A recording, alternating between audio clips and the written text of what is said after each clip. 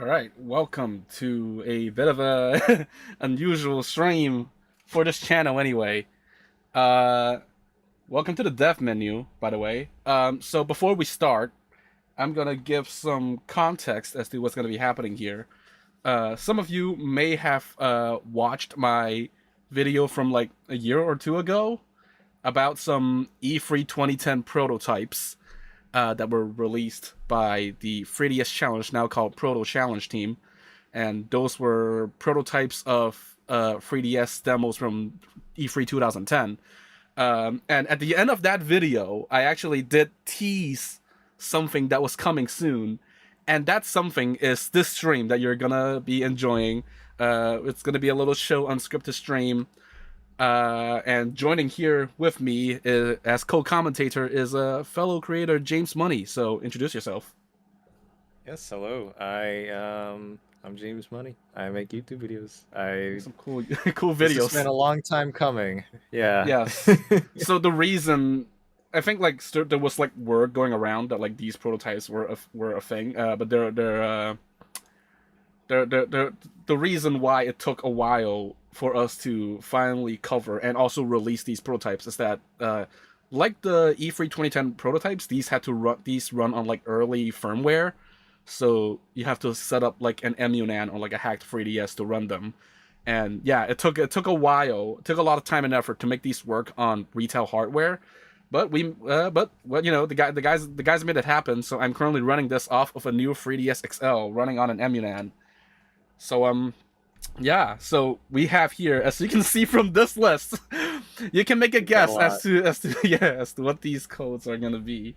But yeah, there's going to be plenty of and also just to set expectations, what we're going to be covering in this stream is mainly system software, as in the software that is built into the 3DS. These also came from a multitude of different prototype units that have been acquired, and we've compiled all of them here to showcase. And yeah, most of these are built-in apps, but you know, if you stick around to the end, there might be a little surprise at the end. I'll just say that much. So, without further ado, we will go through these in a specific order and just, you know, using our 3DS knowledge that both of us have, take a look at some of the differences between the prototypes and the final retail versions. And, you know, since it's system software, what better way to start than with this? The awkward silence. It's awkward. By the way, stuff takes a while to load. Anyway, hi, welcome Here to we the are. home menu. So yeah, so stuff will take a while to load, and if stuff crashes, things will happen because this is unscripted. Anyway, welcome to the home menu. As you can see, it's a little bit different from the power saving mode is on by default, so I'm going to turn that off. As you can see, it looks pretty similar. Okay, there's already like a lot of stuff. That's What game do you have inserted in there? I gotta yeah. Let's ask. zoom out. This is an interesting home menu that we have here. Um, that says like Menem, MENM. There's a lot of placeholder icons. So this is why we didn't do a scripted video, because there are a lot of differences that it will take forever to cover if we made like a scripted thing. But what this basically is kind of like a dummy home menu. It's not an actual like functioning firmware. So most of these icons that you see here are placeholders. There are Very strange placeholders.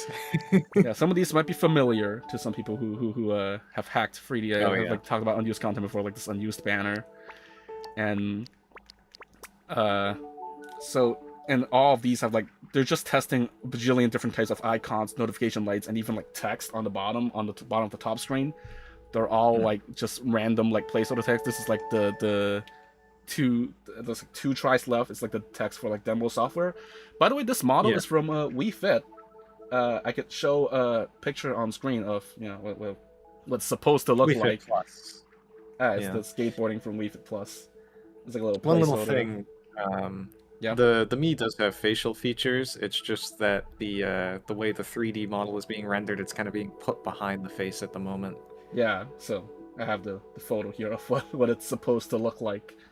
So there we go. And okay, people want to know what happens when you launch an app because it's a dummy. So once you launch one of these, oh yeah, also some of these titles randomly have like parental controls. It shows like a dialog box, and then if you just remove it, hey look, Nintendox. See, look, it's a placeholder. Wow, look at those load times. This is Wow, really cool. instant load time. Okay, so yeah, that's just a screenshot. It's just and if you press B, it will just kick you back out. No sound effect at all.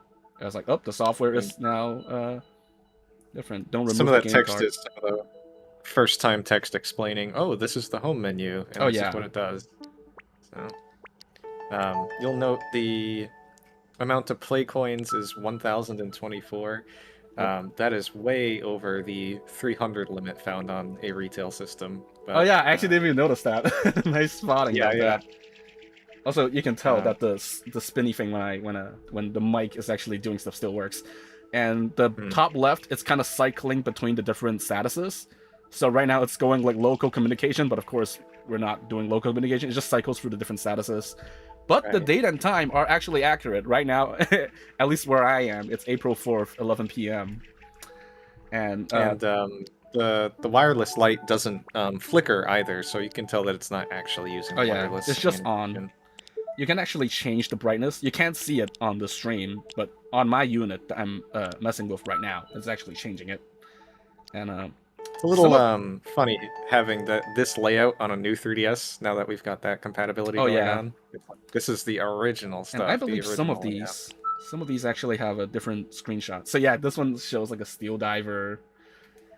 So just to be clear, none of the apps that you see on the screen are actual apps. These are all dummy icons. So these are all just placeholders. They just have a different combination of icons and text, and like, yeah, it's just random. If I press B, in fact, I can just make more of them appear.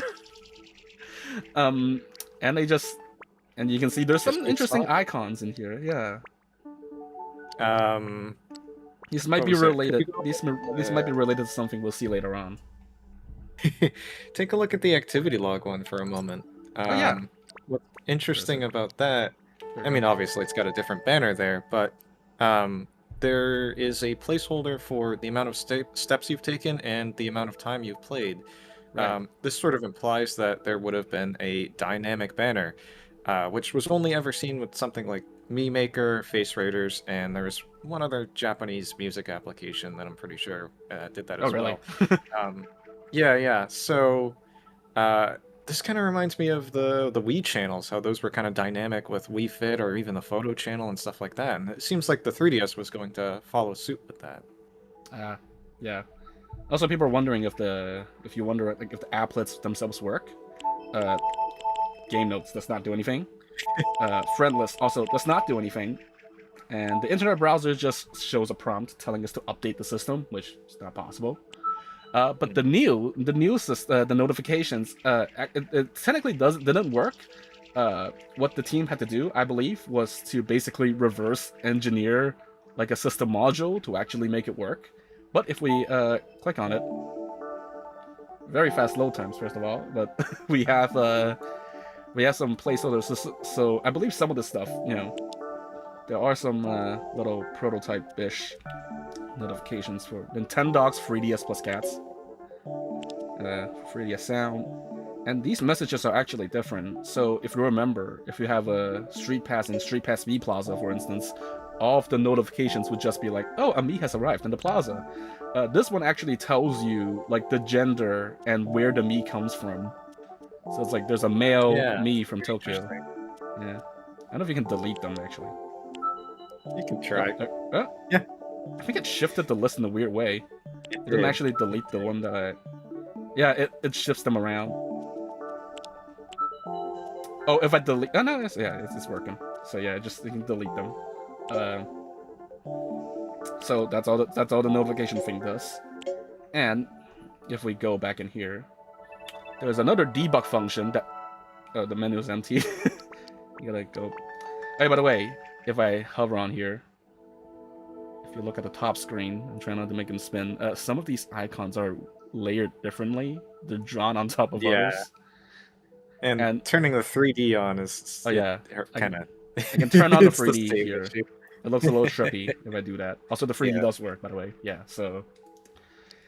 And right, I was saying there was some debug functions that were discovered where you can basically make it do like anything that a home menu would normally say. So if you hold down R and then press a button, it will do something else. I can display the notification for low batteries. Adapter. If you hold L up, I can just show the low notification bar for low battery. I can do a lot of different things. I can like make the system update prompt appear.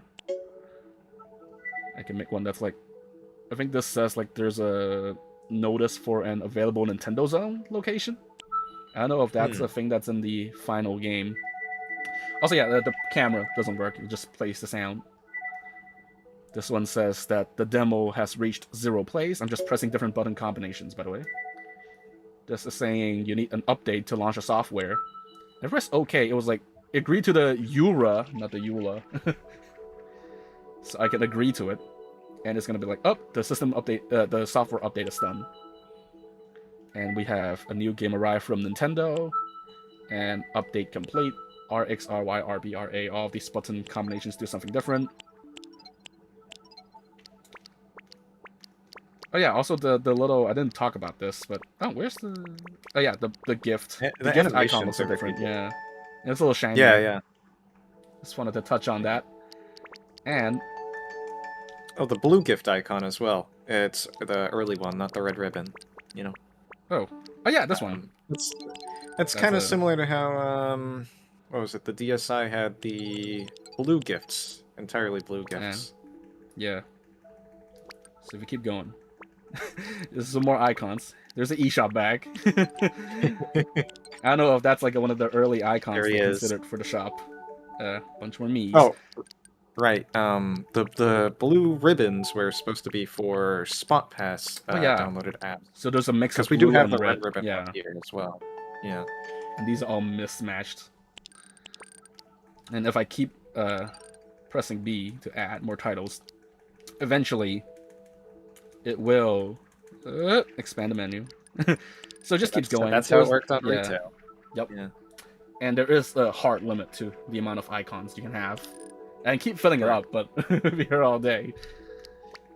It's like 360 is the maximum amount of softwares that can do. Some of these have like, start in 2D, and the Steel Diver again.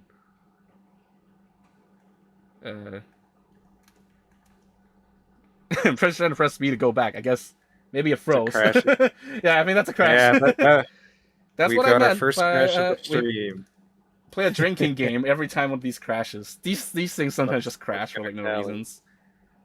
Yeah. But you know, I force shut down these, kind of go back in. There are a few more debug options in the home menu. For example, you can like switch between the cartridge. I'll go back in real quick just to like do like the rest of the what I'll show. Also, it takes a while to turn it back on. Yeah, we'll have some downtime between the transitions, I guess. Talk about what we just saw. I was like, whoa. So, you know, you first get your system, the first thing you're really doing is checking out the home menu and seeing what's on there.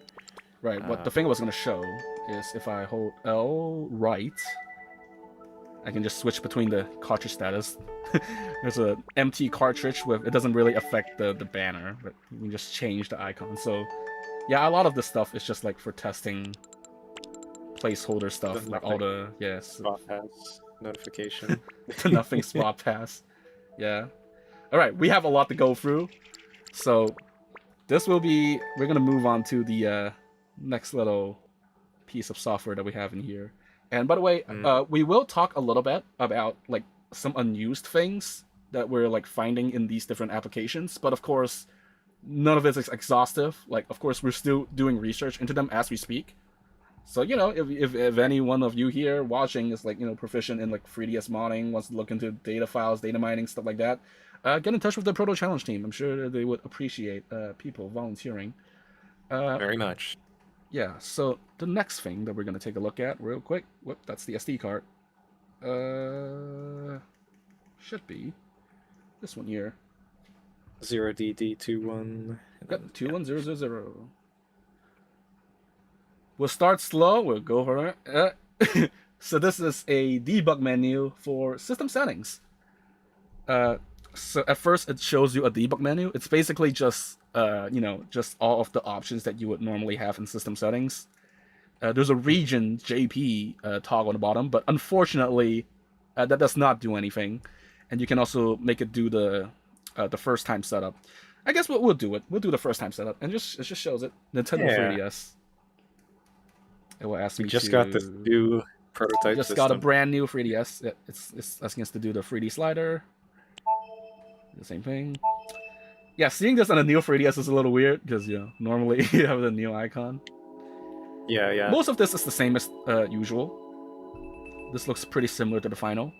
This is a really cool moment for 3DS fans. Just like seeing this for the first time. Yes. Very much. We have to set the time. It starts with 2010, by the way. Most of these, we presume, are dated, you know, at least like late August, September 2010. And if there are specific build dates for some of these apps, we will show them on screen. I think so it resets my date and time, so I kind of have to go back in and reset it. Do it real quick. What's interesting is that these settings end up affecting other apps. Like, whoop-de-doo, the system settings actually work, but your username and everything else. Oh, okay, right. A laggy keyboard. Yeah, we should talk about this one. So the keyboard, what's the deal with the keyboard module again? It was not present in some of these early firmwares. So if something asked for the keyboard, it would just crash. So this was another thing that the team kind of had to like reverse engineer to get working. Well, we struggled with this for a very long time. We found it with we found it in a different build, and we're able to put it into this one on a different NAND. Just do regular. Whenever it was. Oh, here's some system settings for a keyboard. Yeah, awesome. Here's some placeholder text for the internet settings. And we've got the same internet settings music. That was the set up now. EULA. Yeah.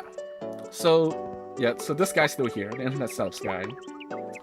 Most of this is similar to the final version, and I will say for now that I can actually probably do this. And by the way, those icons in the middle there, they might look different than the North American systems. That's because the Japanese units had whatever yeah, that by the way, middle it can search for Wi-Fi. Oh boy. I'm You not might going to connect to it. wanna I'm not put your going to connect to it password on right there. now, but Yeah. you can connect this firmware to Wi-Fi. Technically, I tried it before the stream. Excellent. It doesn't do anything, and I'll show what happens when you try to system update later on. And it's gonna ask you to set parental controls. Let's say no. Oh, man, system update's fun. Press home. All right, let's go to the home menu. Does Doesn't nothing. exist. It doesn't exist. Can I back out? Oh, I can. I press Y to go back. Yeah. Okay. So, all right. Internet so settings music is still playing, which is great. Yeah. Ah, there it goes. Yeah, now we're back here. It's version 00, JPJPN. So, I think I overwrote the settings, but there was actually a sample profile. Right. That was on It was profile. called user_name in all caps. I can load it up on my system to double check for you. Oh, yeah. What the day was. It's like a very simple placeholder. So, most of everything here is like very similar.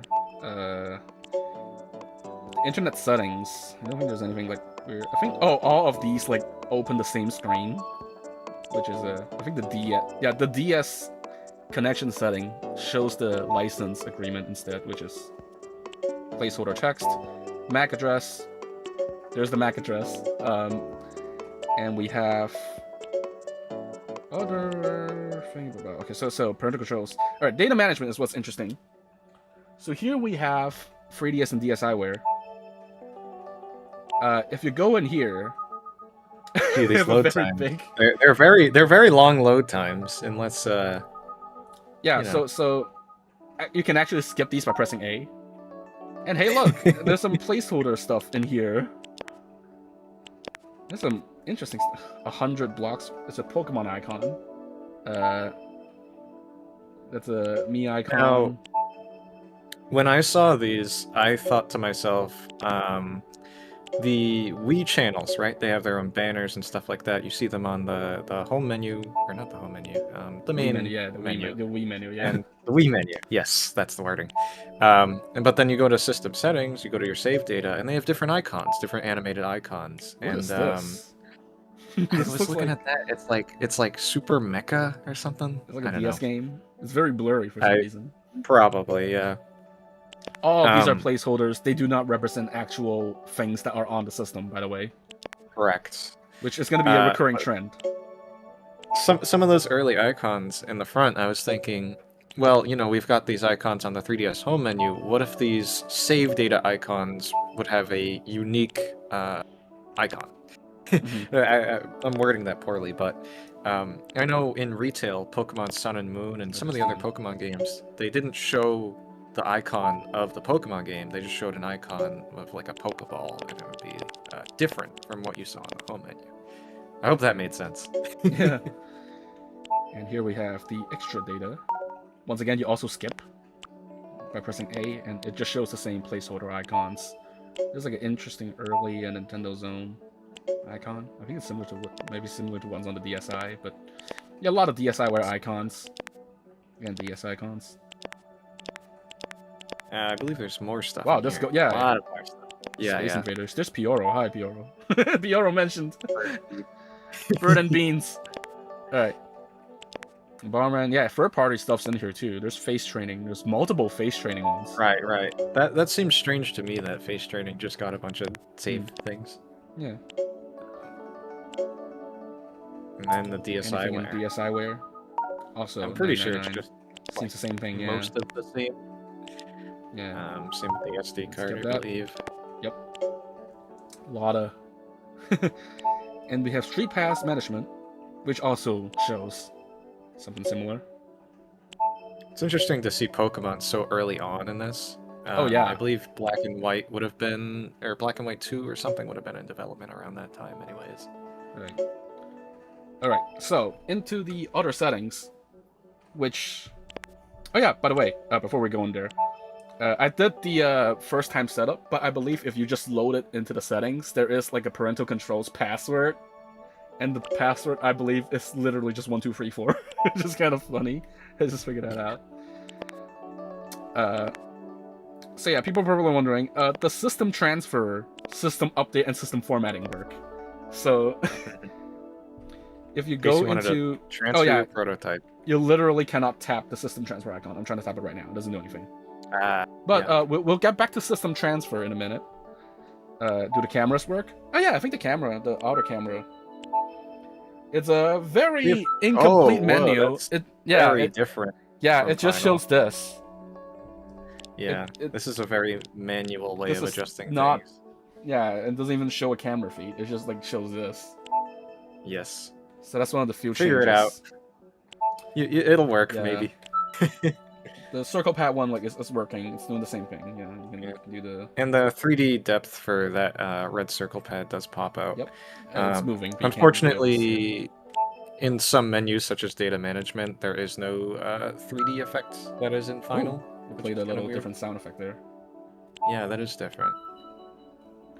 Alright, the one was true. The system update work. You notice that we did not connect the system to internet at all, even though it does find Wi-Fi access points. So if you know, it goes through like the standard agreements, and now it's updating. When I saw this, it's just like, geez, my internet sucks. It sucks. It just sucks. Not doing anything. No, okay, but here's the funny part. Okay, right? it's like not doing anything, right? I'm gonna tap on the touch screen. Watch what happens. Oh. Just there it is. You tap the touch screen to make the progress bar keep going, and you just keep tapping it like. This is this should be a WarioWare game. Yeah, this does not actually update the system. It's once again just a placeholder just to test the menu function, and then it's like, oh, the system update is finished, and then it kicks you back out. Keep hitting it, and then eventually it'll make progress. That's how computers work. And same thing goes for the system format, which it'll be like, you can't use the SD card. This is your last warning, system update, and it'll just do that. And I think if you press a button or tap the screen, you just like, oh, it's done, and it'll kick you back out. It doesn't actually, it doesn't actually format the system. So there you go. That is everything in system settings. But you may have noticed system transfer in that was not working. That is because system transfer is technically its own app, which it turns out we also have a prototype of.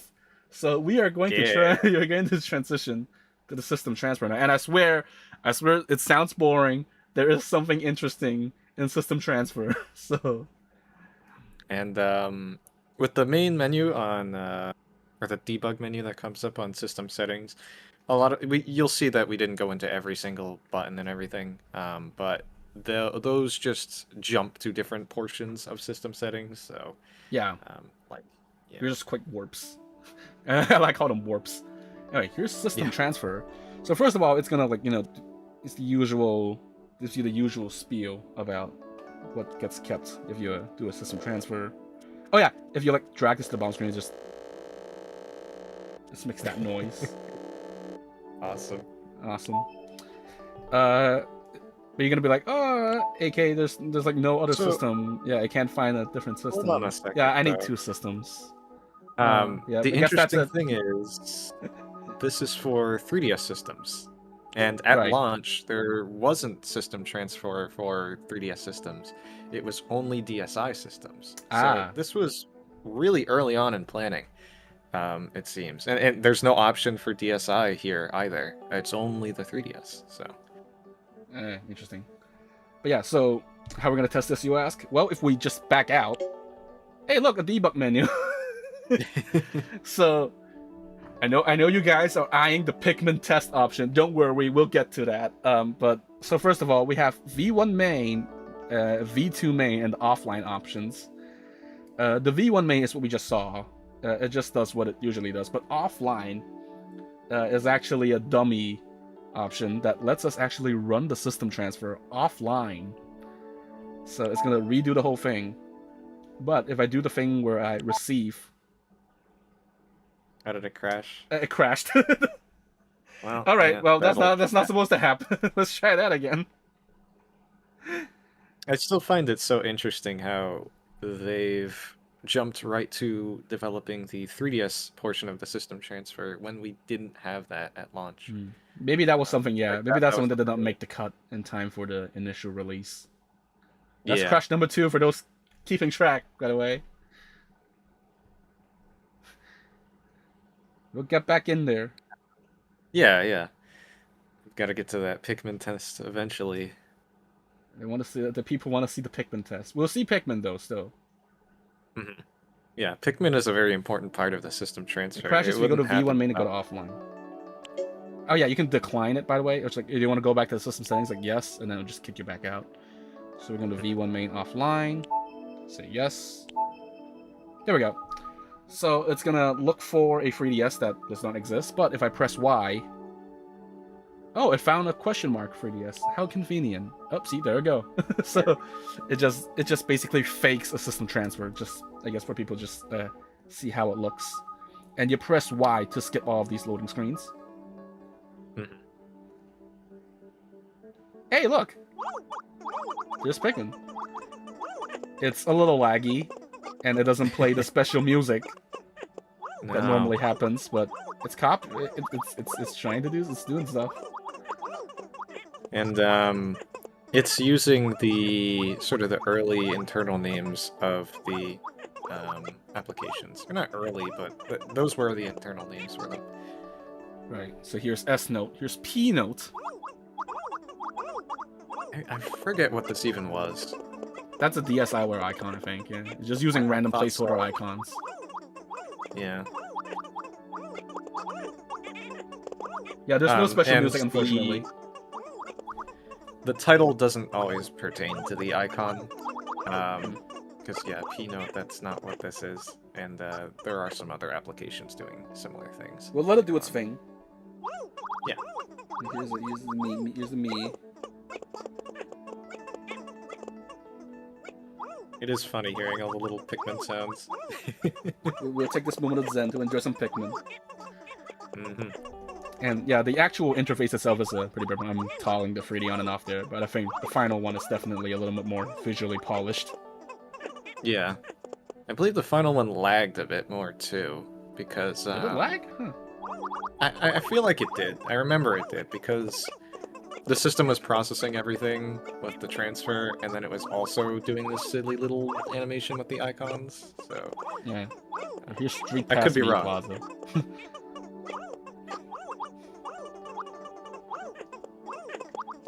We're just observing Pikmin now. We can let them go. Yeah. I also believe the final one had the icons using a bilinear upscale, so it's not like these nearest neighbor sharp pixels that you see on these icons. They made it a little bit blurrier. So here's the code name for download play, which is DL play. Surprise! And also meet earlier for StreetPass Mii Plaza. So those are correct. Yeah. Right. I think that maybe it's just 2 of them that are incorrect. Mm-hmm. I'm waiting on a certain one to come up. Here's Mars, which Yeah, I guess is the codename for Nintendo Zone. Yeah. Which is interesting because, like, the Nintendo Zone app, it didn't come out in 1.0. It was like a later thing, right? I believe so, yeah. I think it was even after the eShop. Mm-hmm. Unfortunately, it's sad to announce that Nintendo Zone is one of the built-in apps that will not be showcased in this stream today. Sorry. Oh, yeah. Here we have Plog, or Plog, which is supposed to be... Plogging it. Ploggers. No, okay, I'm not gonna... Plogger. Okay, we're gonna go there. He's just gonna do it. It's a very, like... I don't know if there's, like, similar... I guess this is the final activity log icon. Is it? This looks a little more pixelated. Yeah. It looks a little brighter. Yeah, it's a little more pixelated to me. I don't think it was Is this that the end? bright. No. Ooh, Tiger. Here's the other weird one. That's Wino Ma. That's different. Yeah. Tiger is DSi. for something else that I think we might see later on in the stream. Yeah. Yeah. Okay. Keep that word Tiger. It'll come back later. It's like a foreshadowing. It's like a foreshadowing thing. If you know, you know. Yeah. If you know, you know. If you know what Tiger is, you know. Okay. Oh my god, we're almost done. And that's an early system settings. I'd also like to mention, just in case people don't know, Ma had a DSi application where you could receive videos and watch them on the DSi. So I guess it kind of fits to chuck it in there as a DSiWare icon. And I think recently the guys at Wheeling actually made that work again. Just cool. Yeah. Alright, it's finally done. It's gonna be like, oh, we're gonna turn off the power, but it's just gonna send you back to the thing. So there you go. I can also do the sending part, but it's not as visually cool because there's no Pikmin when you're sending to another system. It's only when you're receiving. Oh, we're actually gonna do the Pikmin test. All it does is it just tests the animation, but now it runs across both screens. And if you move the 3D slider, the bottom screen will also shift as well. Oh yeah. Oh. Interesting. And also if you press Y, you just now it's a different icon, and now we've messed up the Pikmin. Yeah.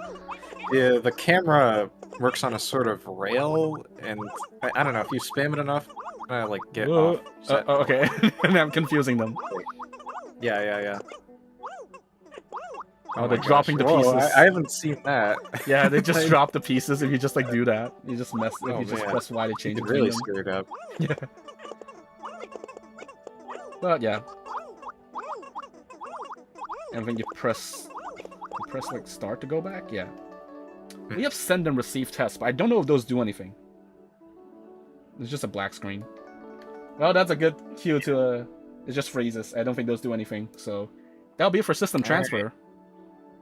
We've brought all our data to the system. We've checked out the home menu, and now we're ready to do the most exciting. Okay, we finally get to the actual built-in apps. Right? Are you ready, guys? We're gonna actually do the apps. We're gonna do some super exciting.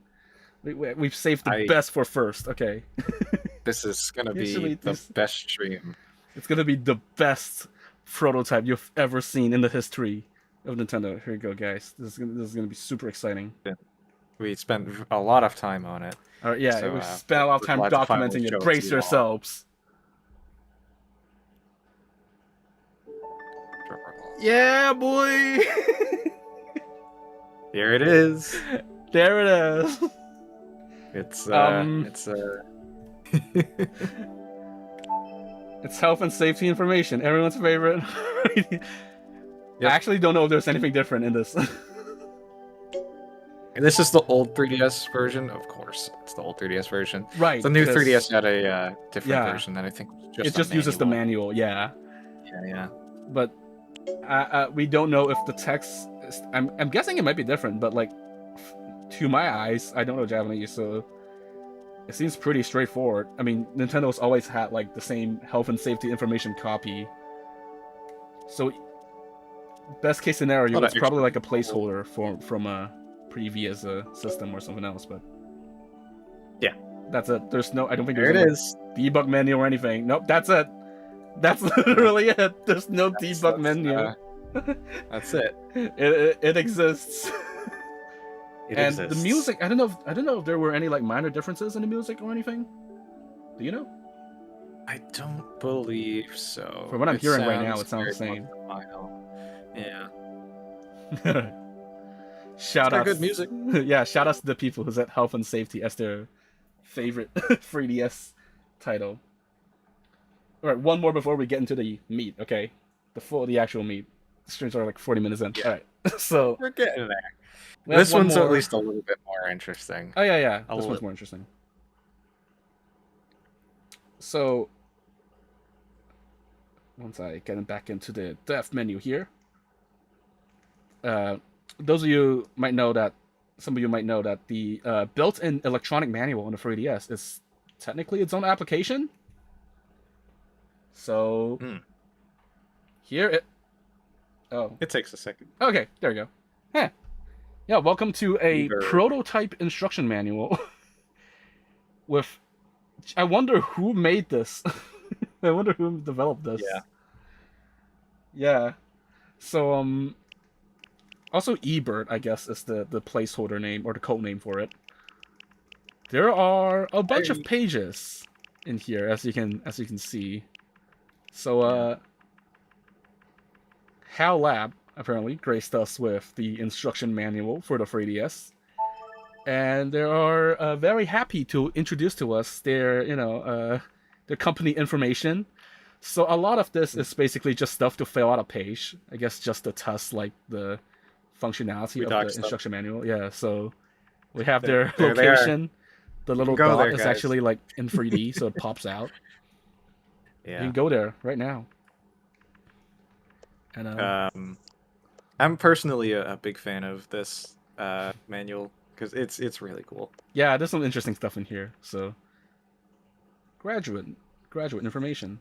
They're like hiring, and they're talking about testimonials from from different staff members. I'm guessing this stuff can be found on their official website, and I guess you just copied it. I'm trying to see if it fits in like a 3DS manual format, and you can change the the text size, and it works. It's interesting how they refer to Nintendo Wear for Revolution. Yeah, let's see. Yeah, they're just straight up about that, and they're saying Maya, all these 3D applications. Oh yeah, here's some here's some 3D images. Oh boy. So yeah, I'm to test 3D images, we have some 3DS camera images, and we've had this guy I gotta turn these on and off. These I can tell you right now, these really pop off the screen. I'm trying to let you see what these look like. But yeah, I believe these are internal photos taken inside a HAL laboratory. Yeah. Like here, you have a Waddle Dee. This building here is, I believe, the HAL laboratory building. We got a little Waddle Dee and some curve ledges. It kind of confirms this is HAL laboratory, which is kind of fun. Here's some even more Squeak Squad mentioned, and we've got some employees playing a card game, I think. The depth is really strong on some of these. Yeah, some of these are really strong. They really want them to like pop out of the screen. I believe these bottom two were not taken with a 3DS, considering the sort of depth of field, and this one looks a bit more professional. Oh yeah, they look a little bit more clear. Yeah, it's like a little professional images. Yeah. Yeah. So but they're having fun putting this manual together. Next up, we have a fake manual for Kirby Superstar. It's just what an electronic manual for Kirby Superstar would have looked like. Obviously, I don't think there were any plans to have Kirby Superstar on the 3DS, but it's just kind of like a fake manual just to see like what it would be like. So we have like items, and then we have how to use abilities, how to use the helpers. It was like, yep. And it kind of loops around back again. Now we're back to company info. Yeah, we've got some repeats in there. Yep. Company info, page, game, company info. It's like you staring at me every time I loop around. We've had that guy as a sticker for the longest time. in the research server. Yeah. It's just been a joke. Alright, so here we have some new pages. This, I believe, is just a test for, what if a page was just one sentence long? It will look like this. If it's like slightly longer, yeah, these are just testing. Oh yeah, they're in 3D. They're actually like images, so they don't actually have depth. But these are just testing different page lengths. So it's like, oh, now a longer page looks like this. Boy. And then a really long page looked like this. Here's pie, everyone. So, you guys like pie? Yeah. You guys like pie? Oh no, okay, that's just where it goes. It's just that's just where it ends. So, and here's a really long. Oh no, this is longer pie. Goes into here, and here's an even longer pie. At the top, you can see the formula that it's putting in. I think it's saying how many lines or characters it's supposed to be. They've increased over time. It starts at 220, and then it's 210, and then 210, something. 5180. Yeah. I guess that's like the number of lines. Yeah. I believe so. I could be wrong. Length, yeah. And this is testing different background colors. So it's basically testing different combinations of text colors and background colors. We have white background. We have a gray background. We have different RGB values. and a black background. There we go. And it loops a couple more times, and that's the end. So that's the final page. And I You can also change the language too. Oh, right, yeah. So we're in English. Haha, English. If we Sure. change it to French.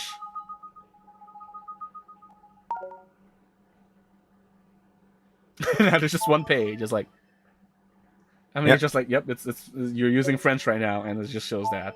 And if you do Spanish, it's gonna do the same thing. Spanish, I think that's just what Japanese for Spanish. So that's just how you test different languages. And there's one more thing we can show here, which is if you press start and select, there's a little debug menu. You can show where the thing displays. You can show the FPS of the thing. You know, that color background, I could be wrong about this, but it reminds me of the Smash Bros. Melee debug menu. A little bit. Maybe that one makes sense, because, you know, it's HAL Laboratory, yeah. Right, There's a screenshot option. There's a thing that draws a square on the screen. Yeah, I don't know what that square does. That's thing. No, that does just draw a square on the screen. Maybe it's a point of reference. Yeah.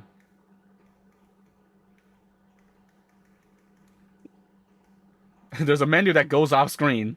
Now you're supposed to look at it. And here's a there's a performance meter. Yeah. Ooh, now it's stuttery. Oh boy. With the meter on. But let's see the efficiency of it rendering photos. Very important photos. Yep. All right. I think that will do it for now for the instruction manual. Yeah. So I like this one a lot, but let's do something a little more interactive, huh? Alright, yeah. We're gonna be looking at a certain application, and we might need some help with this one in a little bit. So right. If chat would like to contribute a little, that would be cool. We'll get there. We'll get there. We'll get there. Yeah. All right. It is HEDJ. Yeah, you got it. We're gonna need some help. Yeah. We don't know how to really use this thing, so we could use some assistance. There's a bunch of test scenes in this menu here. Yeah, we'll start with editor scene. Editor scene? Alright. Yep. Welcome to the Mii Maker. Oh boy. We're gonna make a Mii. We'll be starting from scratch.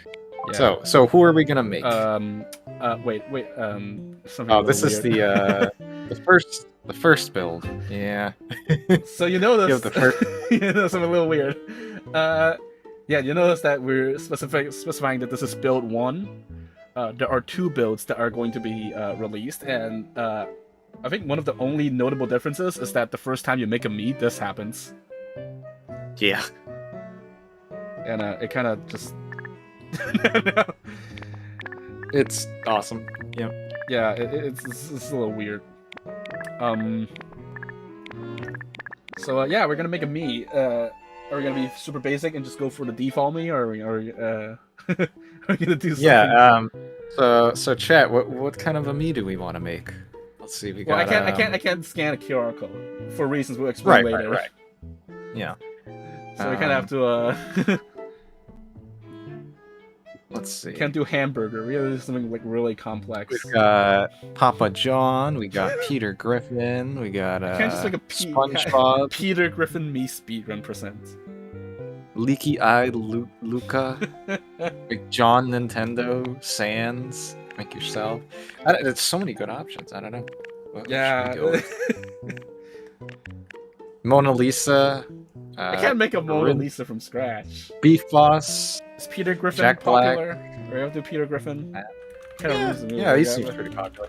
I forget how you do it though, but you have to look it up and just like do it from scratch. Probably. Yeah. So alright, your heart is saying a master at work. I think it's supposed to be like this hairstyle, but it just doesn't render right. Yeah, the hair's not gonna. Yeah. It'll be back. And I believe there are no eyebrows, and he uses. I'm gonna speedrun Peter Griffin. Well, not really speedrun because I'm gonna suck at it. Where is the eye for the? Right, this one. That kind of goes up here. Shrink it down a little. Is that the correct eye? I'm not sure now. I've seen, yeah, and then you make it blue, and then you give it the tall nose. There you go, and then you're gonna like do that in here or something. You give it like. No, wasn't the nose the thing that goes on the chin? Right. Right. The nose is the chin. Yeah. See, this is me demonstrating my ignorance. Oh my god, that's it. That's the. Yeah. This is crucial. I'm sorry, I'm a terrible Mii Maker.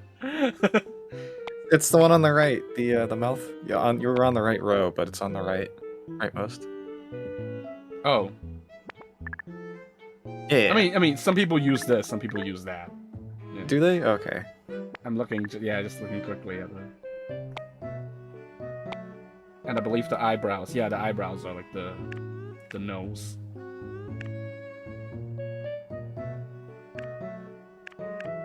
I don't remember which one off the top of my head it is, but you kind of just like make them together, right? Yeah, it's like a little more rounder one. one. Yeah, it's like a little rounder one. Yeah, like that. You just turn that blue, and then you like, rotate them so they. Oh. We gotta get you prepared for. I didn't practice for this, okay? I didn't practice for this. The demo just came out. You gotta be ready. I know. It's like maybe another one because those are only gonna go that way. Oh. Something that's more.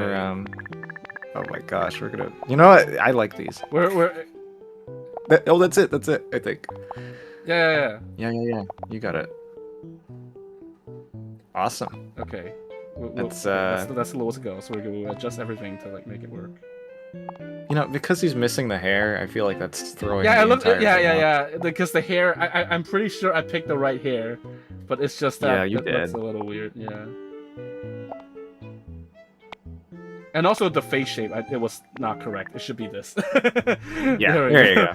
That's why it was looking off. Yeah. Oh my gosh, that can be really bright. What's going on with the skin tones? So... Look, the hair will fix itself later on. I'm pretty sure what I have here is the correct hair. Yeah, you do. Definitely. I think this is good enough for our demonstration purposes. We're gonna like be late until we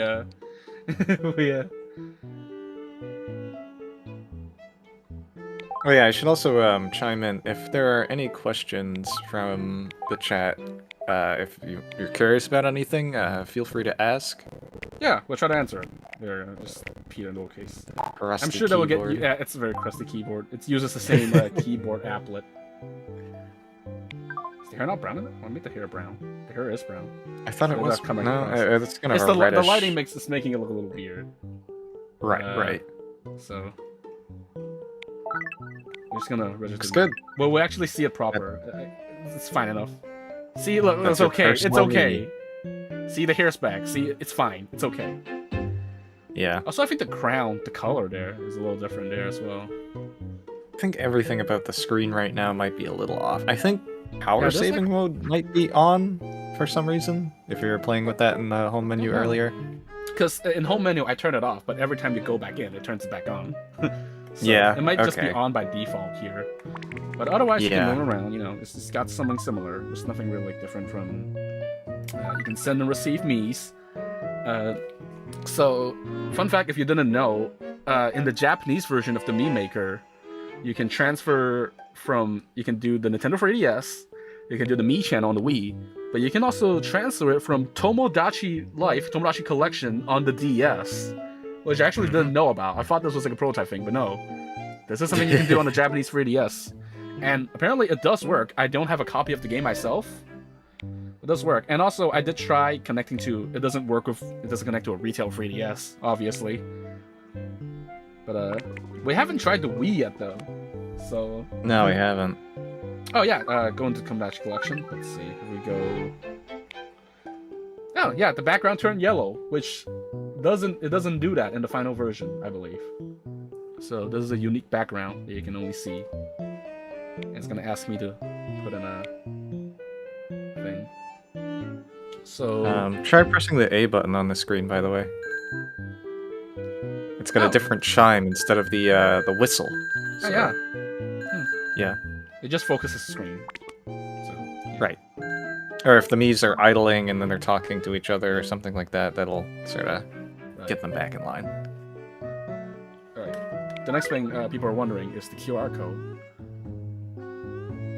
Oh yeah, here's a very placeholder menu, which is also a difference between the two builds that we have here today. I believe this screen is only exclusive to build 1. So, it's just kind of there. So, and also for those wondering, QR codes unfortunately do not work. I'm gonna look up a final Mii QR code right now. And as you can see, it's just like, there's no Mii in this QR code. So you can make a QR code out of the Mii, which... Now, the reason why the QR codes don't... yeah. The reason why the QR codes don't work is that the retail ones have a key that sign it and encrypt it, but currently that key hasn't been developed yet, so this is unencrypted raw data that you can get from the QR code. And yeah, only on the development version. Huh, it didn't show the QR code on screen. That's odd. Oh no, it didn't. I remember seeing it before, so it might be. Yes, it would appear. Yeah. But even if it did appear, you can't scan it with a final 3DS. You can do like a little image export as well.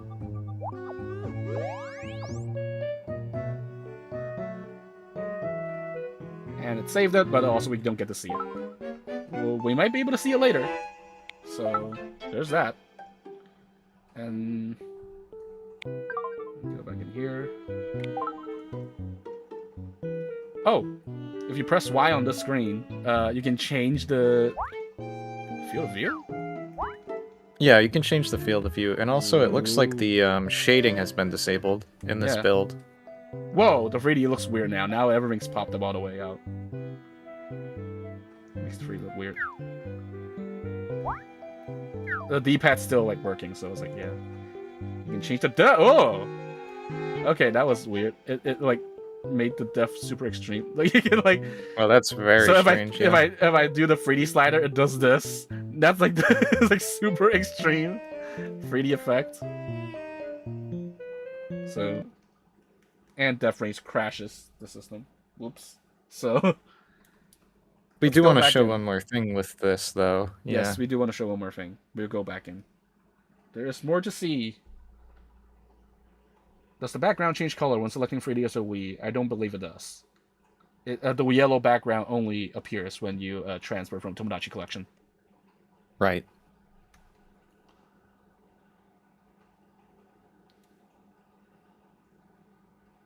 I stretched Peter too hard. I broke reality.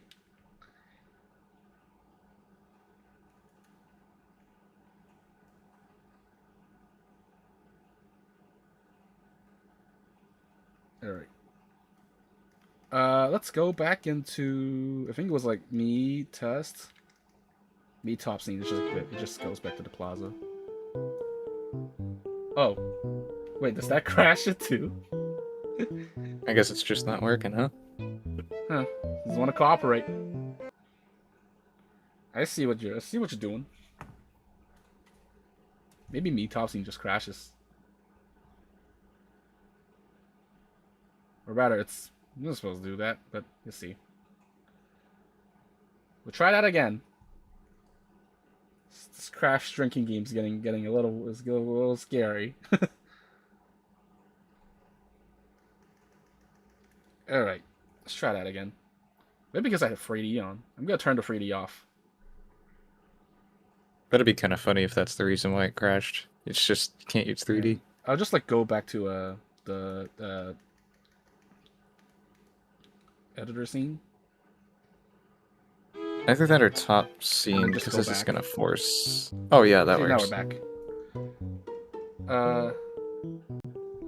So right, yeah. If you hold B, it just disables the shading and does this. And I think there was a way to open the debug menu again. Wasn't it with the Y button or something? Or B, I think. Well, B does something. Does it. No, B does that. There it goes. Well, Y is the one that does that. Oh yeah, start. Right. Yeah. So most of these are just jumping to like different scenes, you know, in the editor. This is like the plaza, this is the QR code, this is the exchange. But we have CFL. Oh. We have CFL test scene here, which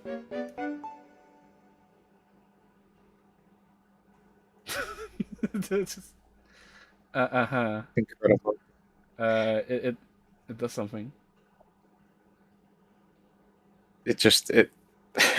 Well, the reason why the reason why it's smearing is that every frame that's being rendered, it isn't being told to render the background, so it just kind of like every single frame gets pasted onto it over and over and over. I think eventually crash. Oh, this is like Mario Paint. This is great. Let's paint. Wow, it's still going. Oh, what was it? Someone had a good question. Does this have the blocked Mii's menu? And I forget how to open the blocked Mii menu. Oh, I can go back. Blocked Mii's? Huh. Wasn't that I think a it was thing like a button with, combo, yeah. Yeah, I just can't recall. I can look it up right now.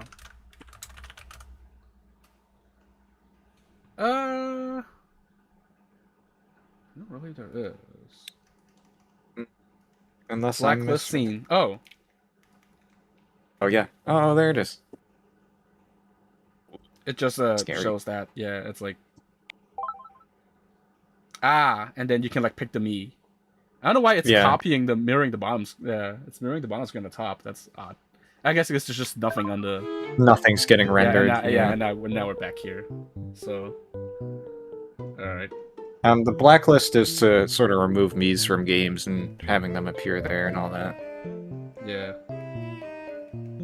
Network Mii Exchange is the local communication. Yeah. Mm-hmm. So, are you ready to take a little picture? Oh my god. Do I have to do it? I don't know. If you could find something on your computer on Google or something. I don't know. Let's see if this works. I'm gonna open the. Okay. You can use try... that. Camera. Yeah, I'm gonna see if I can do. Let me get a. Okay. Use a. It's going to start with the front-facing camera. By the way. So. Let me do Reggie. Okay, I'm gonna do Reggie's face. So.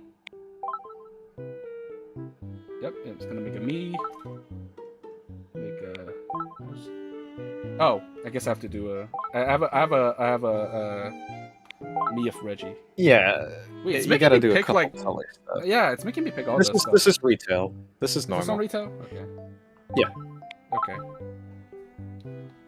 This is hair color? Okay. How... Okay, and then... Wow! Wait, really? It has to, like, go through all... I don't remember this. You have to go all through all the stuff. Even pick the hairstyle. Yeah, you do. Did you? I forget if the Wii U might have skipped the hairstyle step, but I can't remember. I don't know my Wii U handy. I don't remember having all the stuff to do before, like... Yeah, I think it's just mostly the face. Okay, so now it's actually doing the thing. All right, here I have a really. Oh boy. All right, we're gonna have to like. I can look at the screen while I do this because I have to capture card. All right, the chin. We're almost there. Nice. It should be perfect. Noise warning potentially. It's a little awkward. It's beeping. And these beeps would signify how long this is taking and how far along the process is. The animation is way longer as well. Yeah, it's different. You know what? It tried. Yeah. Why not? It did. So, early on, there were some interviews, I believe, I forget where, from the Iwata Asks series, and early on, the developers struggled with the fact that there was a long loading time for when you were trying to take a picture of someone and make it into a Mii. So they decided to make a fun little animation out of it, so it wouldn't be as awkward having the user just waiting and waiting and waiting. And obviously with time, it has become more efficient and all that other stuff in the final retail release. So this was something we have that not Reggie. Just call him not Reggie, actually. Not do we have room for that? We do. Oh, exactly. You know, we can call him not Reggie. He's a favorite. We can register this Mii on our 3DS2. There we go. I don't know if we have a reference image for this handy, but I would like to mention, picture is taken in Mii Maker. Yeah. Oh jeez, is my internet cutting out a little bit? I can hear you. Whoops, sorry about that. Okay. When a picture is taken in Mii Maker, it has to calculate where the different positions are on your face. And it ends up putting an export onto the SD card. And it shows it has dots exactly where the mouths are, where the eyebrows are, where everything else is. I see. By the way, this next prototype requires some setup, which is why we are gonna do. It's super quick setup, but it's set up nonetheless. All right. We're coming back. Well, now that we've made like 2 Miis, we got to do something with them, right? So let us open up something else.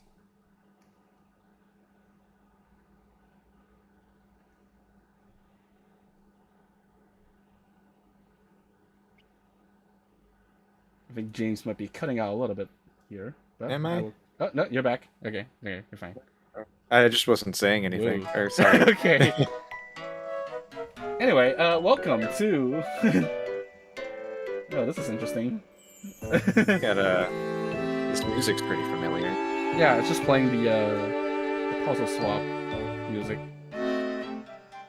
And for interesting, it has a little control guide on the screen. I don't know if we can turn on StreetPass here or not. So this is something that has like plenty of differences from a final version, as you can see. It's gonna open the Mii picker, which does not exist. So it just kind of, if I just pray, it just press A, it just goes to Peter. It just says Pete now. I cut off the guy there. So. This is using some of the early lighting. I believe some of it is seen in the Pilot Wings retail, but also potentially the Pilot Wings prototype. Anyway, yeah, this looks very different. That's the Animal Crossing grass texture. and that's it. That's StreetPass Mii Plaza. Yeah, that's early StreetPass Mii Plaza. There is nothing on the thing. If you press A, We tried. the background, we tried looking into what that background was, and we thought, oh, maybe it's Animal Crossing, maybe it's something else, but we never really were able to... Was it not Animal Crossing because of the triangles? It looks very similar, but we don't think it is. It was similar. It looks like it. You would think it's City Folk, but it isn't. I see. So it might be some like placeholder thing. Yeah. So now I pressed A. I guess I turned on StreetPass or something. So now there's more options that appear. So the button on the center is actually the play section, which brings us to Puzzle Swap and Find Me. So both of these do exist in the game. As you can see, it is very bare bones. Yeah. And it's just going to be playing Puzzle Swap music all over. By the way, StreetPass does not function as expected. Yeah. And of course, because we start the Puzzle Swap, we get a free puzzle piece. Oh, this looks familiar. Yeah, so... I believe all of the puzzles we've seen in here are the same as in retail, with the exception of Twilight Princess, I think. The Zelda one, right? Because it's mirrored. Which is backwards, yeah. Unless I'm wrong, and that was only the other prototype build. But... Oh yeah, here's an interesting option. So I'm pretty sure the way this works is that to share puzzle pieces with someone, you like pick a puzzle, and then you pick a piece, and now you're holding the piece, and that's the piece that you're trading with people, which... This would have been... this would have been super terrible. Yeah. It's like gonna be... So I'm very glad they changed it. This is kind of just what we would infer that would mean, because you're just holding the piece, and you pick a piece, and you're just holding it, and you trade with other people. Like... This is a 3x5 or something grid. Yeah. Imagine you just have everything else already, and then you're just you need to like wait for someone that has the correct piece. It's gonna like take forever. Of course, you can press X to use play coins, which in this prototype are called game coins. It's saying we don't have any play coins or game coins, but we can change that. I believe they used the black icon as well, not gold. If we press start, we go to the debug menu, and this is where we can actually see the build date. So this is our first prototype with an actual build date of August 27, 2010. There's a bunch of things, like the usual debug menu stuff. It jumps to different areas of the game, but there is a setting option where there's a save data setting. It deletes your StreetPass data.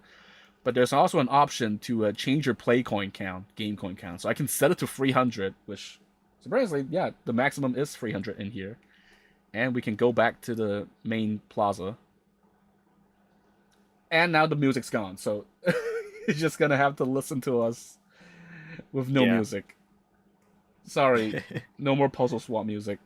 Yeah, that's like the only track in here too. So that's the Metroid. Yeah, that's Metroid. Yeah.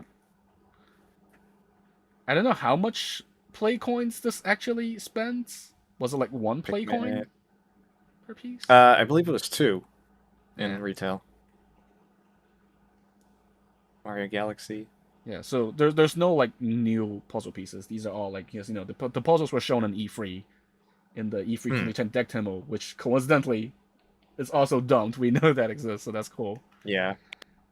I should also make a correction that maybe there are some other puzzles in there, but we haven't seen any. So I believe there's a complete. We can't show it right now, but there is a complete save file that we've made that contains all the puzzles.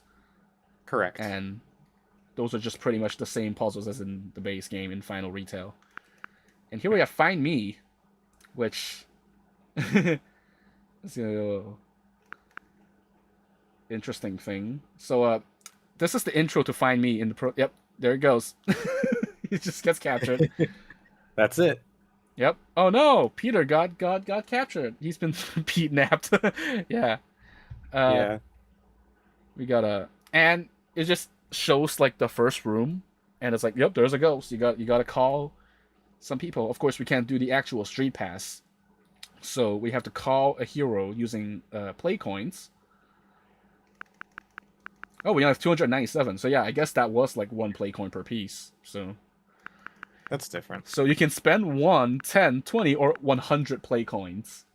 And Yeah, that's all kind of this insane. determines is the level of the hero that you get. So if you spend 1 play coin, you always get a level 1. But if you get a level 1, if you do a 100 play coins, you will get like a random, a hero whose level is random between like a certain value. But it kind of guarantees a higher level. So because we have infinite play coins, we can just test, we just do spend 100. And also, interestingly, there are no cats or dogs in this version of Find Me. It It's just all randomly people. generates a Mii. Actually, no, that's Reggie. Or wait, is that Reggie? Is that the Reggie Oh that we no, made? that's No, not the it's a one that different. you made. Yeah, it's a No. different one. And It also just happened to considering look like some of the Reggie. considering some of the limitations with play coins on retail, where you could only collect 10 per day, getting 100, that would be like 10 days Yeah, or so. So and it's just like, oh, there it goes. I think that actually counts your like damage total, and it's like it gives you some word of advice, and yeah. you're back here. So yeah, it's pretty basic. There's no like transitions or anything. There is like a little map that's unused in the files, which I can actually show on screen right Mm. now. Uh, as you can see, it looks pretty similar to the final, but on the last room, there's actually like 2 rooms instead of 1. So that's a little interesting, but most of it looks pretty similar to final. And we're gonna kill this guy. There's no sound effects, making everything feel a little bit empty, but Yeah. we'll keep going on. That's Windows. That's Adobe giving me an update. I was like, I got a critical hit.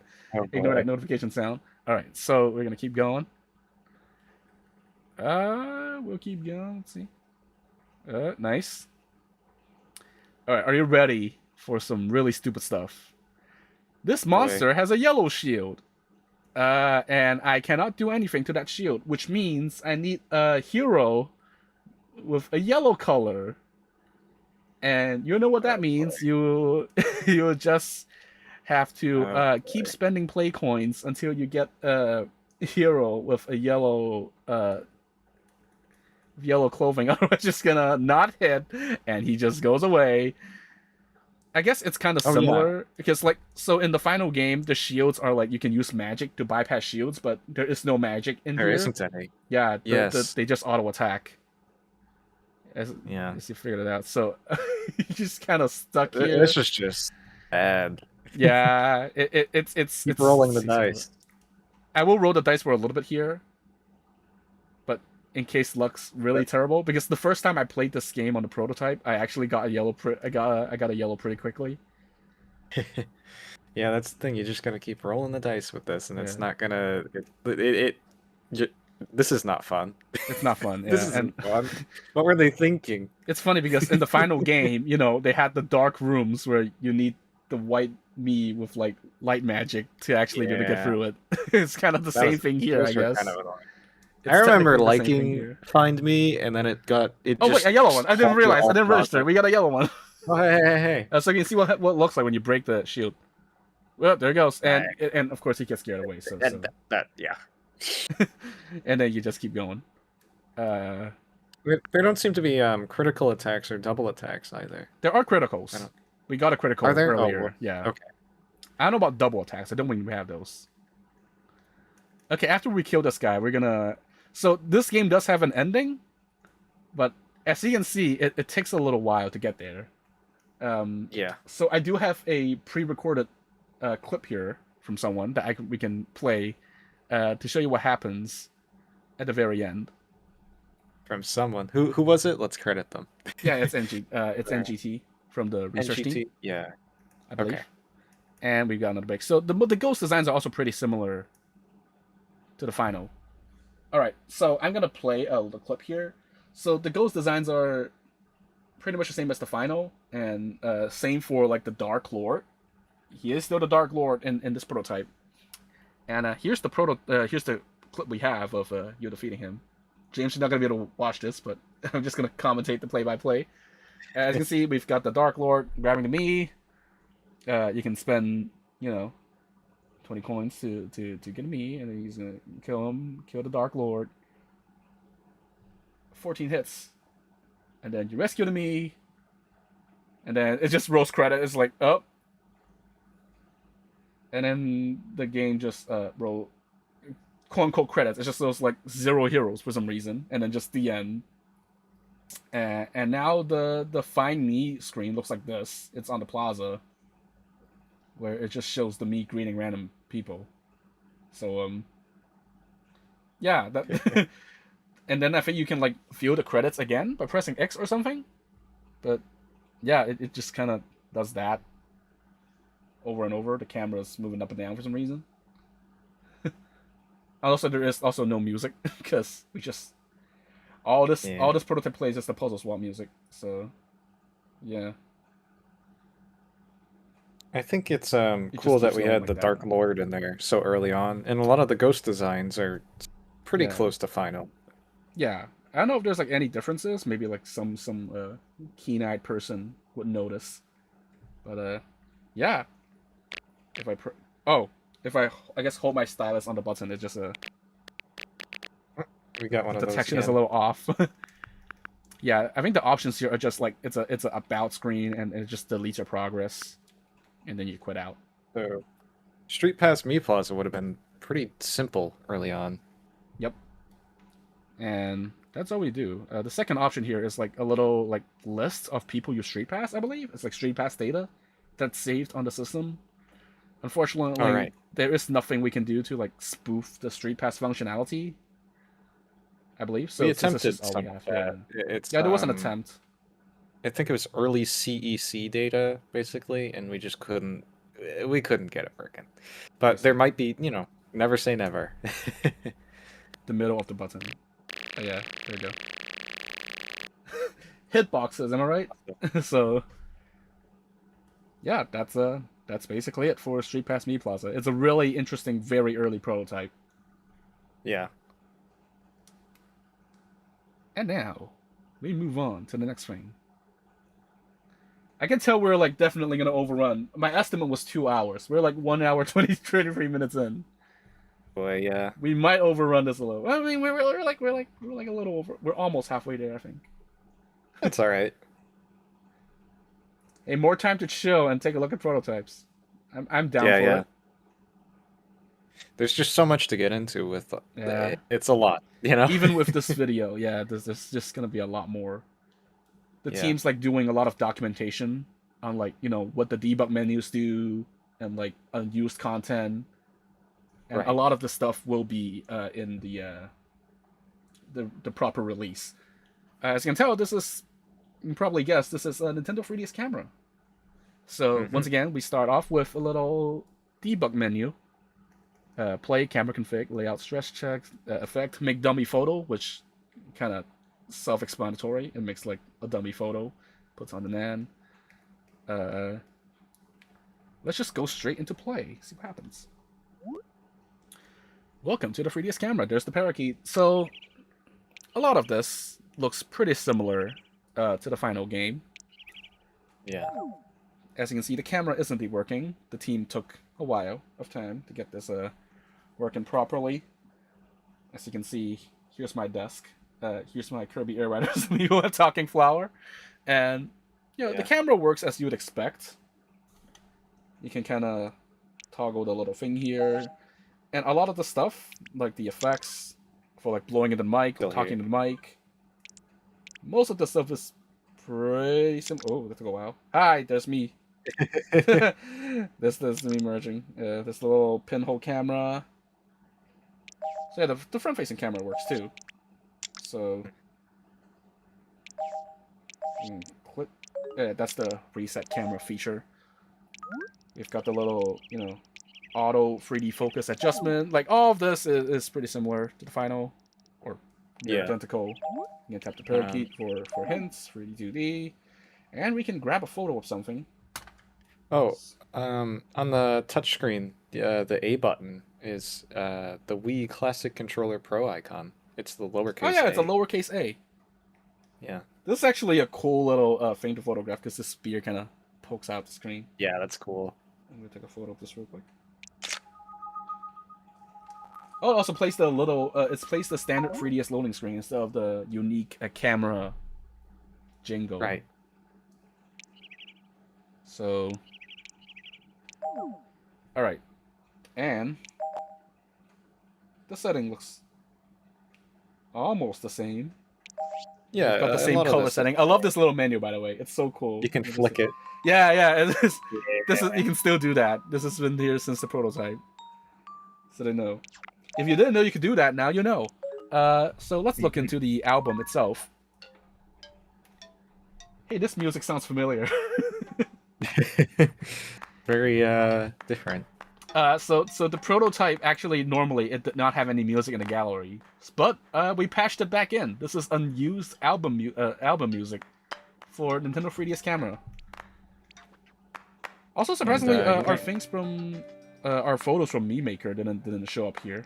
So. Oh yeah, strange. They never saved. Now you might notice there's not one but two options on the top of the touchscreen. Right, because it used to be slideshow. Slideshow.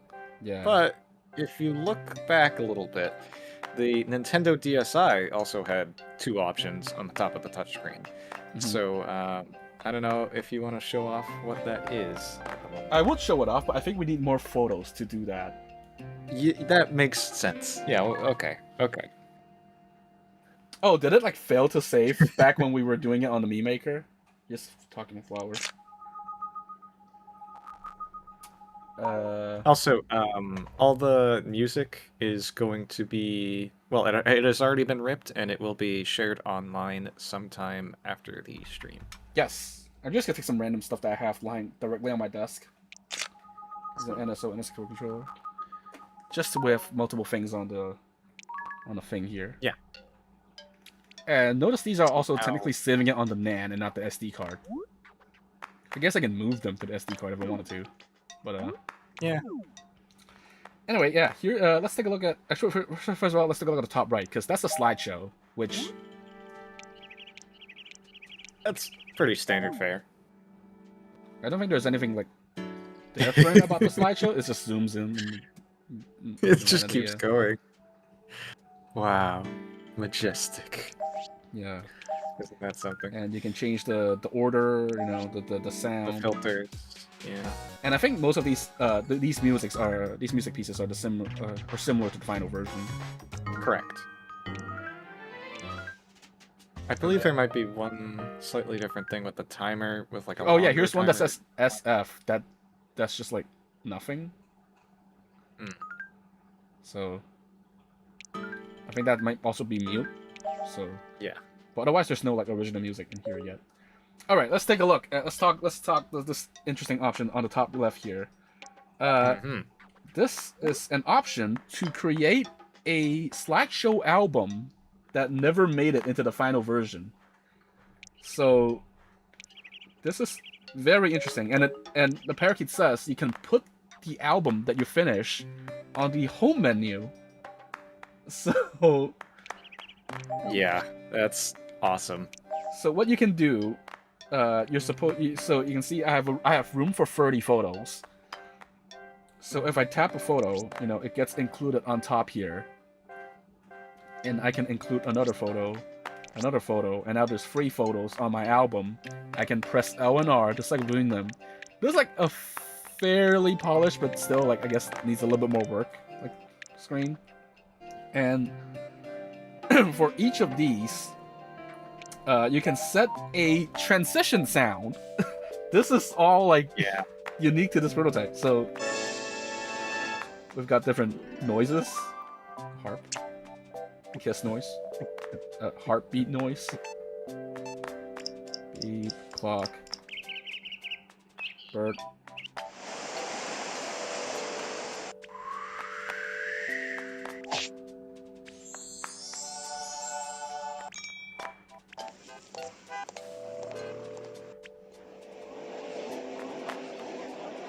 Some of these are not sound effects, it's just like, I guess, like full-on long sound effects.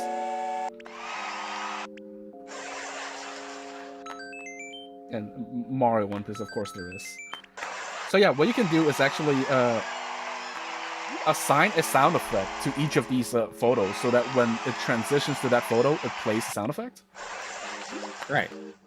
And this is like, there you go. So you can way better than what the DSi had. The DSi this is had, like surprisingly complex. Yeah, yeah. it had a few stickers. You could assign like a heart, a clover, a star, maybe something else, and that would be your albums. But Right, this because is that's just a like you can tag do on the DSi. animations. Yeah. Yeah. And I believe like the parakeet actually has like unique tips Correct. Yes. for this actual function. So if you complete this, it's actually going to play the.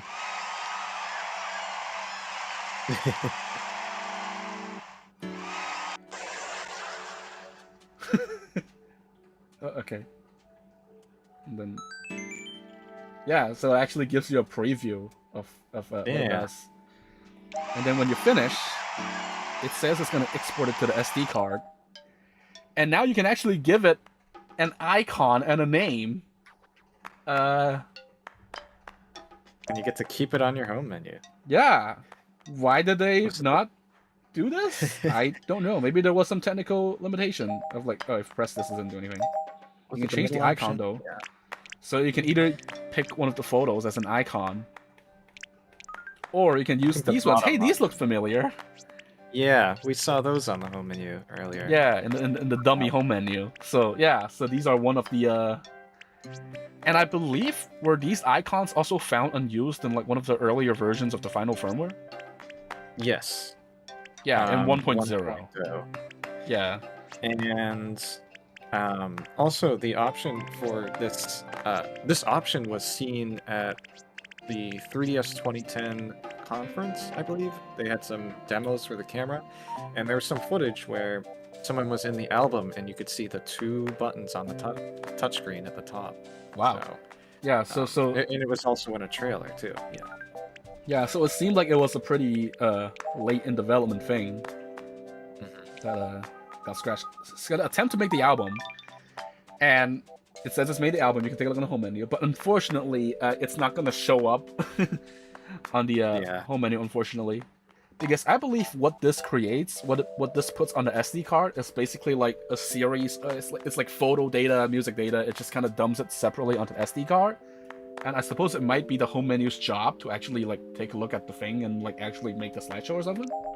So it's not like an app that it dumps on the SD card. That's what I mean. And I believe this here is saying. I believe this here is saying that you can delete the photos and you can still see the slideshow. That's what that says. Yeah. Now, with the album creation tool. There are a few extra sound effects that we didn't take a look at yet. Were there extra sound effects? Yeah.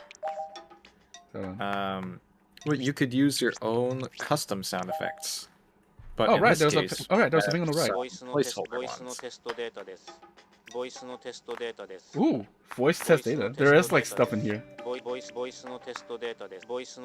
don't know why I'm highlighting empty stuff and it actually shows it's the same clip. Yeah. Oh, interesting. Just like a little dummy because I think this is supposed to be reading from the 3DS sound data. But we're not there yet. So right now it's just this dummy data.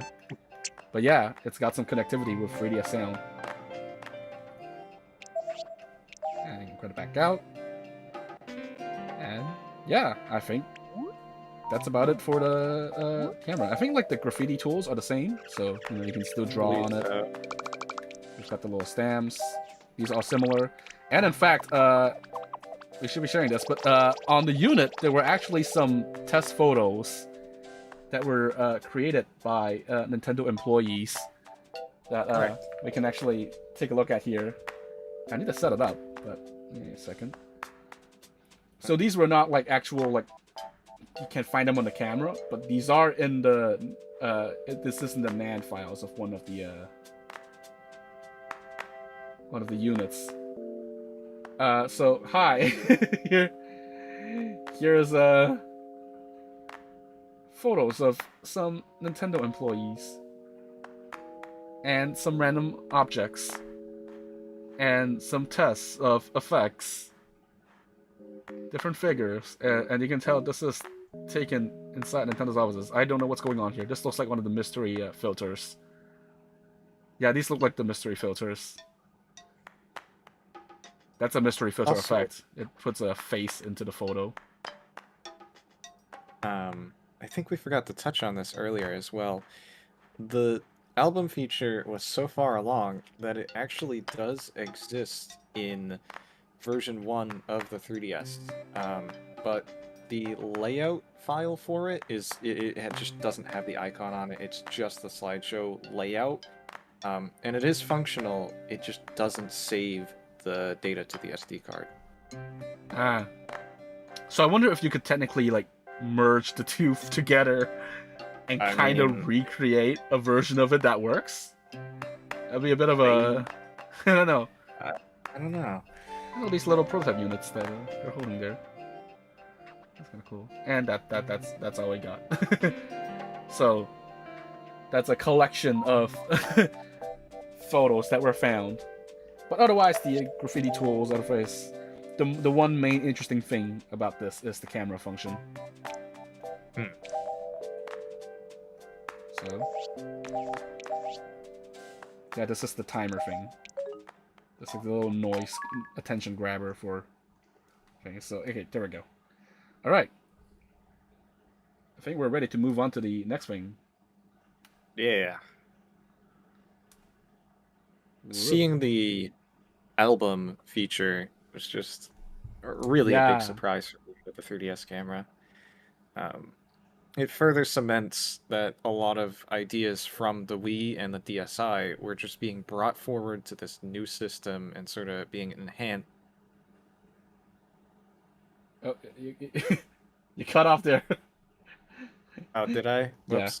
Yeah. I'm not sure where it cut off. Just like a lot of the early ideas. I was saying it was being enhanced and redesigned in different ways. So right. Yeah. Well, we looked at camera, might as well look at sound. Yeah. So here we have a lot of different, another different tests, which also just jumps to different parts of the menu, if I recall correctly.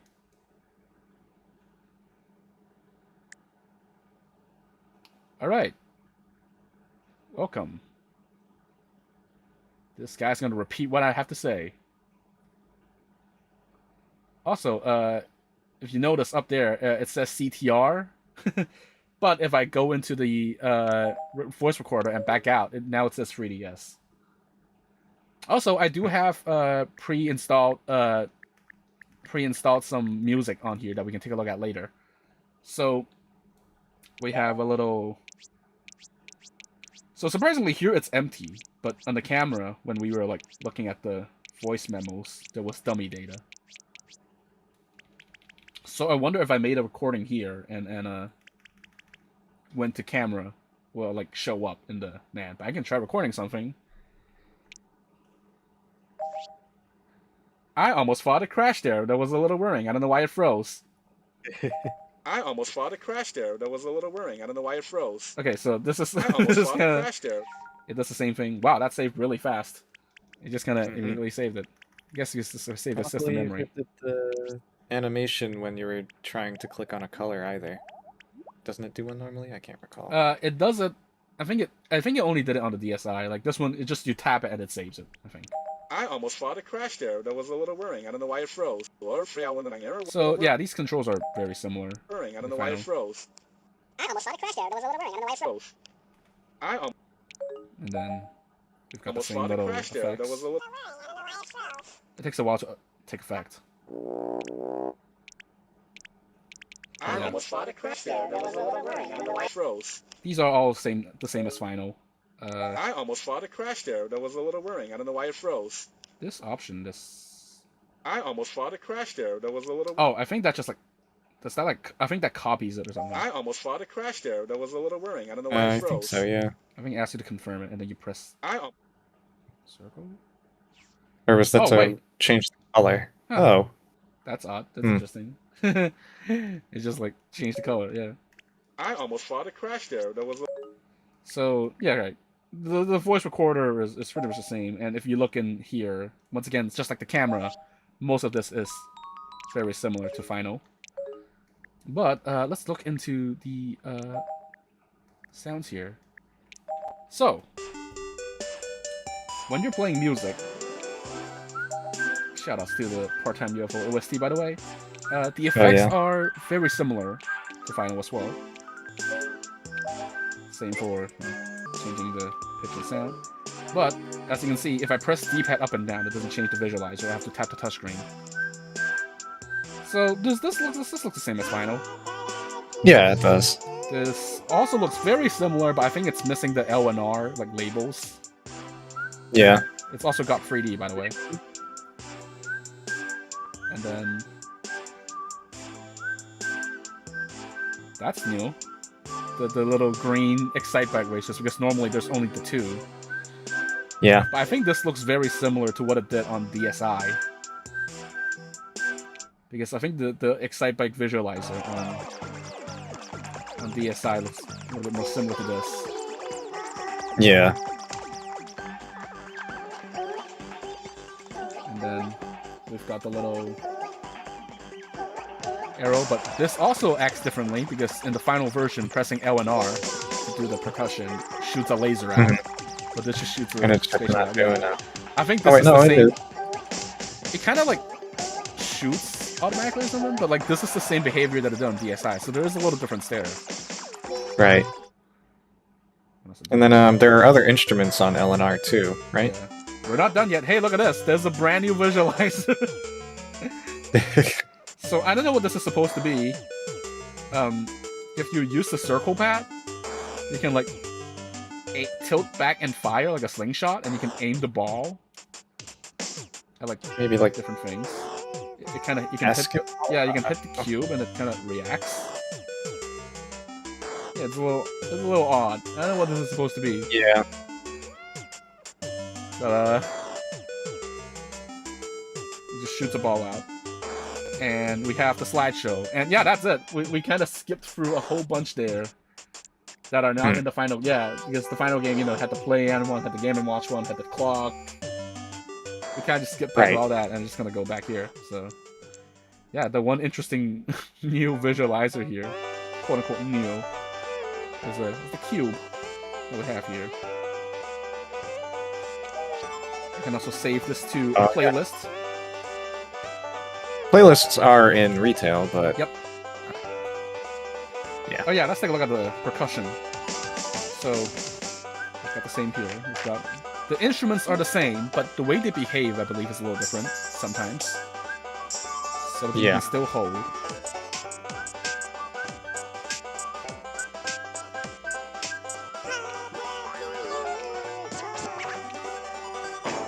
So for example, these two ones...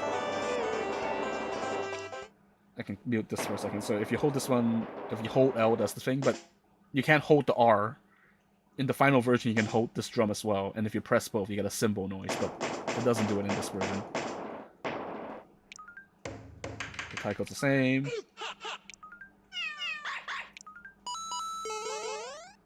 I wonder if it still does the same thing if you like press the coin 100 times, get a 1-up noise. I'll do it real quick. We're getting there. It's like an update. Gotta mash on the button for the update. Oh yeah, it played it. I think the same thing was on the DSi as well, if I recall correctly. I think so. Yeah. So we've got the little... If we go back into our... Oh, that's right, that's adding the whole thing to the thing. So here's our... Yeah, here's our playlist, and you can see there's a button on here that I believe says register in the menu, which I believe might have done something similar to the album function on the camera prototype, but pressing it doesn't do anything on here. We've seen some icons as well, specifically for the home menu. Like when you you see that icon on the top screen. Yeah. We've seen that on the home menu, right? And it looks like these would be shortcuts to get directly to your playlist. Yeah. I forget if we had banners for this or not. But it went unused. Now, the UI is getting a little confused. It's just showing that on screen. Ooh, if I press start, this happens. Oh yeah, you can pause the entire thing. Oh, it just pauses the thing, yeah. There might be other options. I haven't really messed with it too much. I don't know if you can get back to the debug menu that we saw at the beginning from here. Yeah, because that just pauses the game. So if I pause, it's like game stopped. The option on the bottom left is that. Here's a new. Oh, wow. Here's a debug menu. If you pause and press B, game speed. Just like don't draw on the screen. There's an FPS counter. There's a monitor. Language file, but I close out of it. You can't change that though. It just says Japanese. Fatal, I assume, crashes the game, and then end game, it probably just ends the game. So, oh, you can change a different. Yeah, here you go. BGM. I think it just turns it off, on and off. And then you've got some build information. There's the build date. Yeah, there's the build date. August 26th. August 26th. VRAM info. Just lots of things. You can see the time and date. Sure. And yeah, it just goes back in there. I believe there is also, if I quit back out here, yeah, there is something I can show. StreetPass button, by the way. Yeah. I don't believe it's replaced by the it's replaced by just the menu button, where that would be. And there actually is, I believe, there is an unused list of songs that's present in the game's files.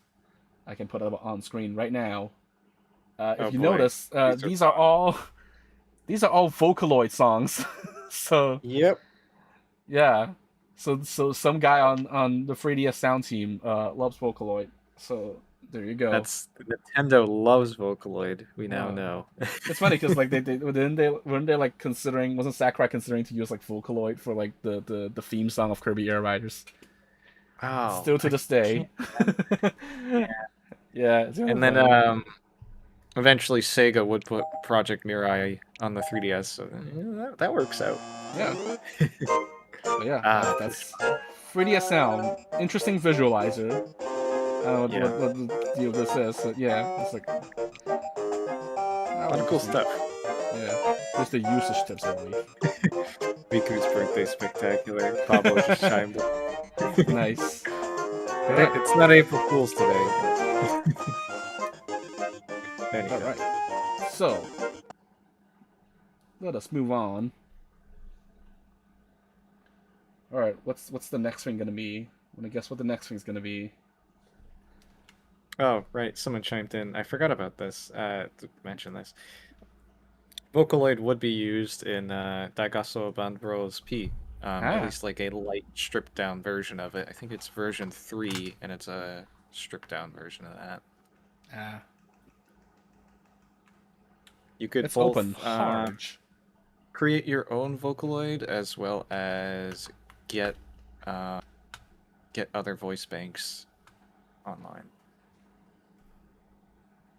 I see. All right. Next up we have, if this will load.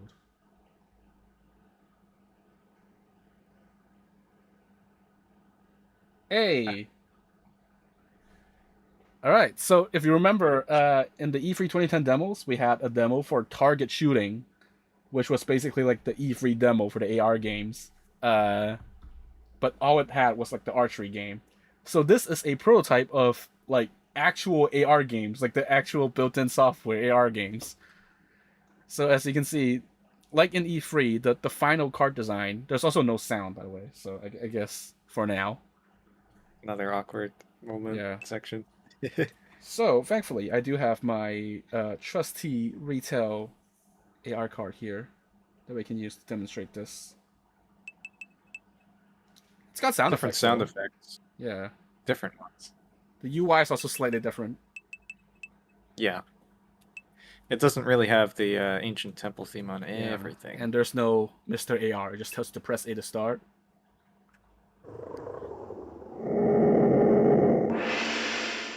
Yeah. This is great disappearance of Mr. AR. Yeah, Mr. AR is not here yet. So also, just for a note, I don't know, it probably is just a prototype. But the AR function here is a little bit more jankier than the final product from what I can see. sometimes stuff that just jumps around like that. So get ready for that. We're gonna start off with archery.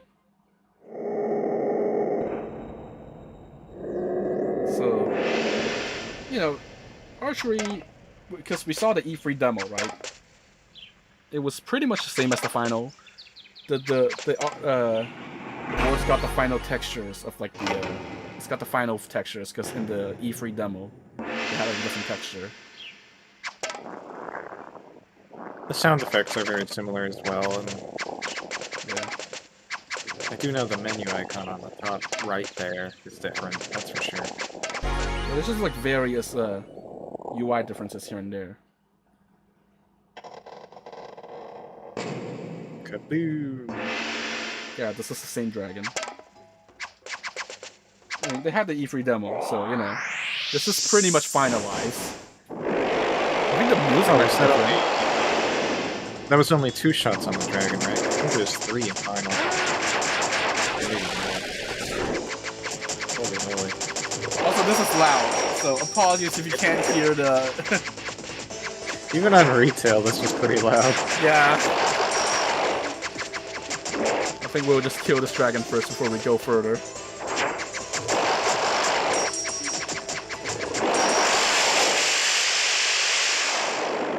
Alright.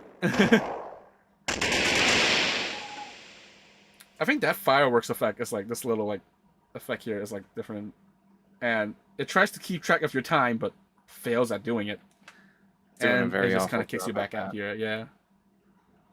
And that's the entire thing of archery, shooting gallery, archery. But there might be more, you know, because we have these question marks. We'll take a look at those later. But here we have photos. We have Mii pics and star pics. So yeah, those are here. So let's start with Mii pics. Let's start with Mii pics first. So we can pick a Mii, which is a very bare bones menu that doesn't let us pick a Mii. Is the applet there? Nope. Oh right. It just picks as a random Mii for us. So yeah, these Miis use the same like default placeholder lighting, I guess, like in StreetPass Mii Plaza. And you can change their pose. Sound effects are different. I think I think some of these poses might not be in the final game. Most of them are. The touchscreen there's a has bunch some of these. very different UI. Oh yeah, that too. You can press X to make them look at the screen, but it's kind of like a little. Yeah, it's like Animal Crossing. It's a very bare bones implementation of the. You just make them do that, right? So you can press Y to like change the focus to a different Mii. And they got different expressions. So yeah, aside from them having like, you know, different lighting. Get a photo of there. Nice. You can show it as a full screen. Yeah. I think that icon, the question block icon on the bottom is different as well, because I think in the final version they had Mr. AR. This here is just a regular question block. Yeah. Yeah. Alright. So Mii pics is pretty straightforward, but what about star pics? This is the one that I was like, huh? Very bare bones UI, by the way. So the disappearance of Mr. AR, right? So now we just have a regular question block that you can move around. Mr. AR didn't exist. Yeah. In like August, September 2010, I guess? Because we don't know the exact build date of this prototype, but and yeah, it's interesting that our retail AR cards are working with this as well. Like the old software worked with these new AR cards. So whenever these were first produced, they wouldn't have had Mr. AR on them at all. Yeah, if you look at the icon there, you know, the AR card designs were pretty much finalized.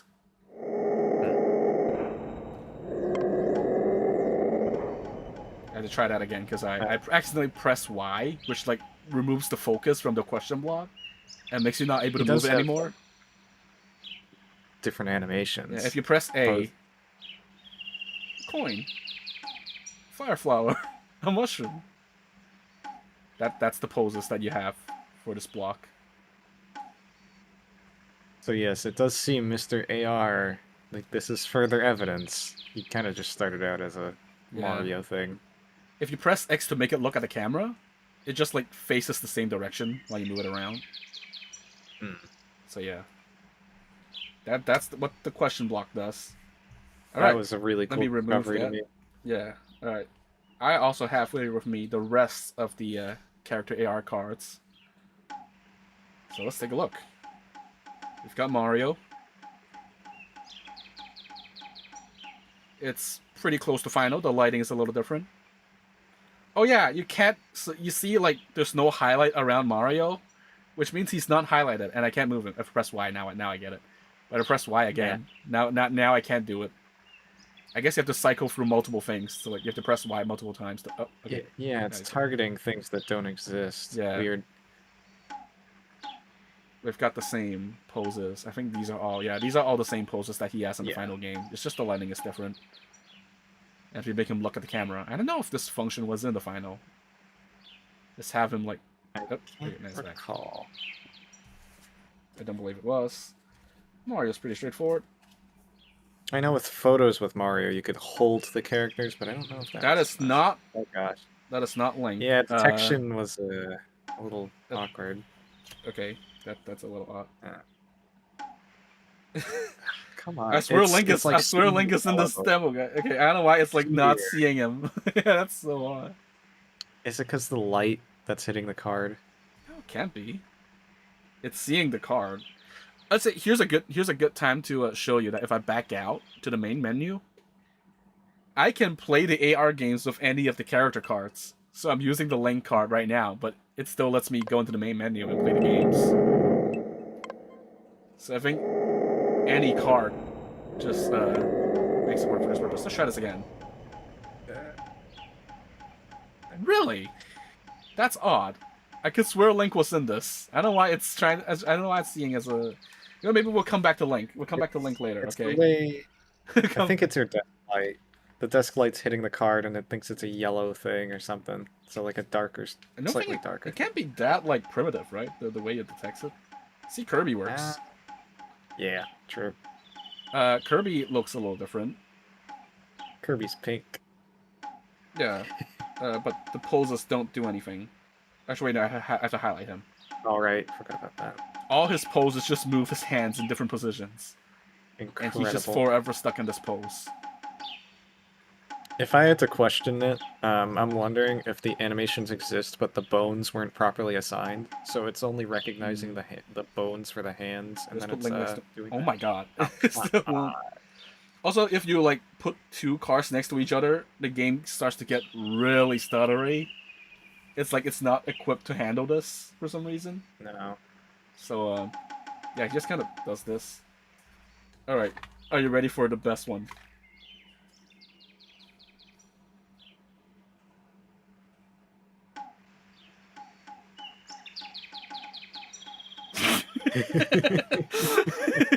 Yeah, this one's pretty good. I wouldn't have had it any other way. This is just... Yup. This reminds me of, there's this meme going around after Nintendo had restarted development on Metroid Prime 4, and it's like, alright, hey everyone, Nintendo Direct, we are 1 week into development, here's what we got. Wait, I made that meme. I made that You post. made it? Oh I made it, yeah. I didn't even realize that. Samus T-posing, so... Yeah, they just didn't have any poses for Samus, he's just T-posing. That's crazy, I didn't realize you made that. That is really funny. Yeah, that's awesome. Yeah. Okay, I don't know why it's like not specifically seeing Link. Unless it really doesn't work. Because it's kind of odd, like, I tried it a few times, like... Every other card works. Here, Pikmin I'm pretty sure works. It's like that yellow hair. It's the yellow. The yellow... See, now, okay, it saw like a question block for a second. Okay, gotta highlight the Pikmin. There they go. The pellet is a little different pellet here. Yeah, there's no number on it. Yeah. I think this one is also unused in the game. I don't think there was a final thing where the Pikmin are in the ground. I can't recall. At least that's what I remember off the top of my head. But, okay, come on, Link. Wait, removed it. Wait. I thought like it saw something in the cart. Okay.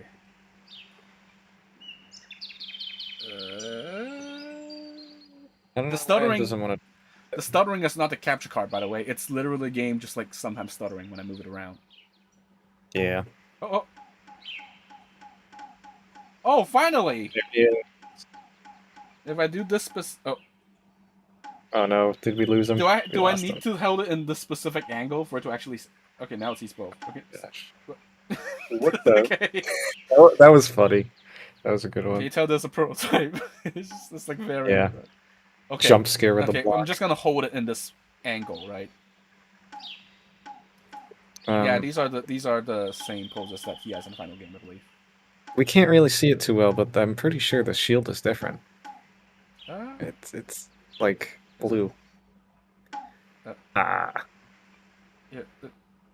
And that pose with the bomb might not be in the final release. Maybe, yeah. Yeah, what's interesting is I know why it's only that specific angle that makes him show up. Yeah. It's like the other times it sees as a block. It just loves that yellow color for some reason. Yeah. If I have to hold it up like this. The stuttering is interesting because in retail, it would sort of cut to like like glitching out or flashing away. And it doesn't do that. But it's not gonna do that here. It doesn't even like say like, oh, I can't see the card when you like move away, right? No. Yeah. I mean, even in the final game, sometimes it stutters a little bit weirdly. Yeah. So yeah. Poor Link. He's too. I don't know why blonde. Link doesn't want to cooperate. Yeah, it's odd. But yeah, these cards can be used for like any part. So like from now on out, I can just use the Pikmin card and no one can stop me. All right, so each of these requires 10 play coins to unlock, and it gives me like 20 play coins, and that gives me AR shots. So yeah, there are 4 more things we can check out here. This stream is gonna run way over time. Yeah. We're gonna play through all the games.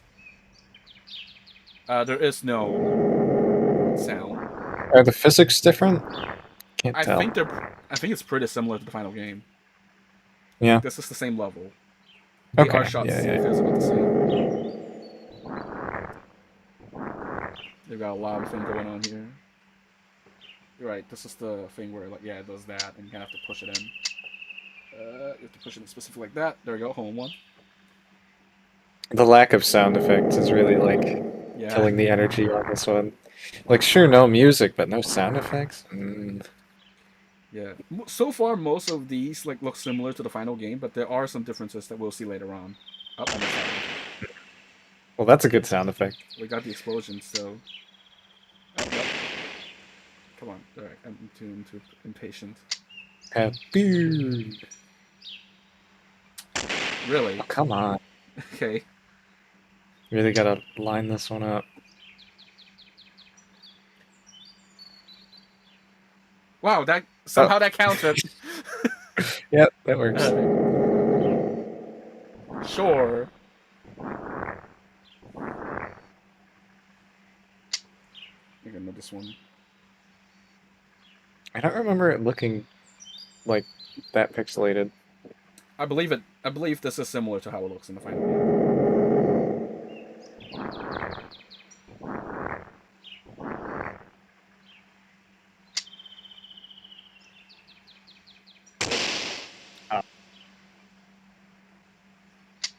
There. Oh, okay, that was my bad.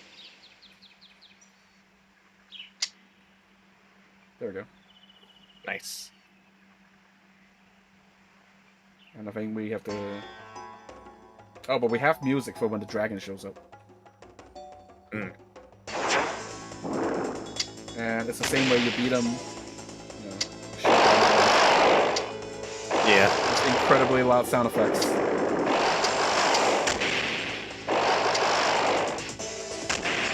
Yep. He shoots that gas at you, which is the same as in the final. Yeah.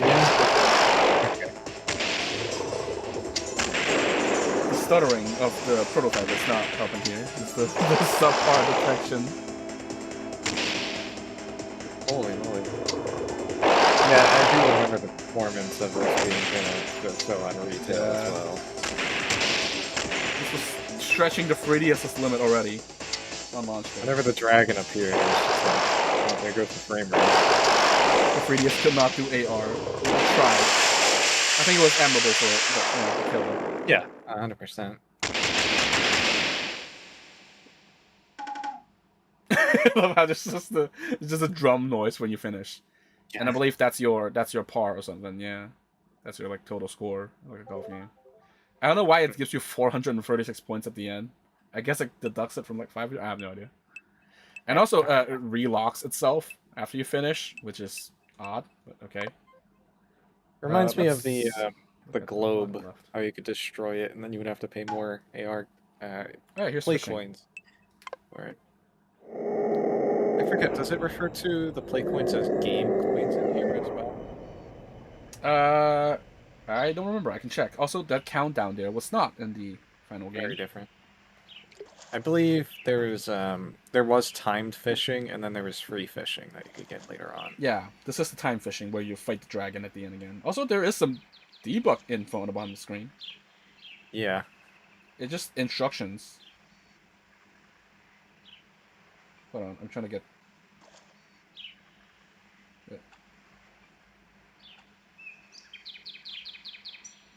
Really? Okay.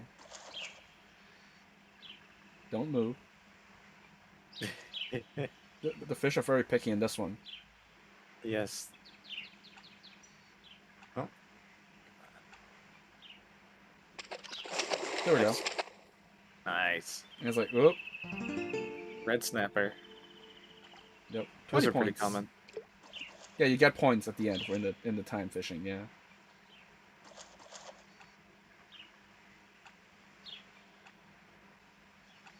I really like this mode. I got way into it, trying to finish the collection. Oh yeah. I didn't finish my collection until like I actually made a video on the AR games. And that's when I actually bothered to like go and finish my collection.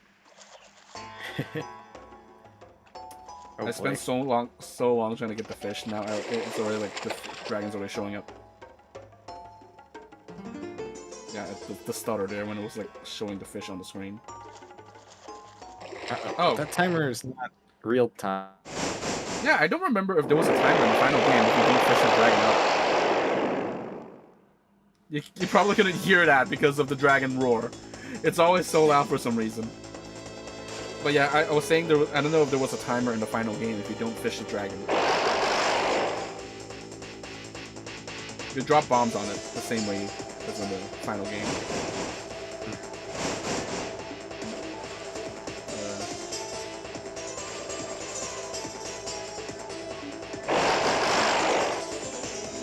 All this AR stuff was really creative, in my opinion. Oh yeah. It's at this time.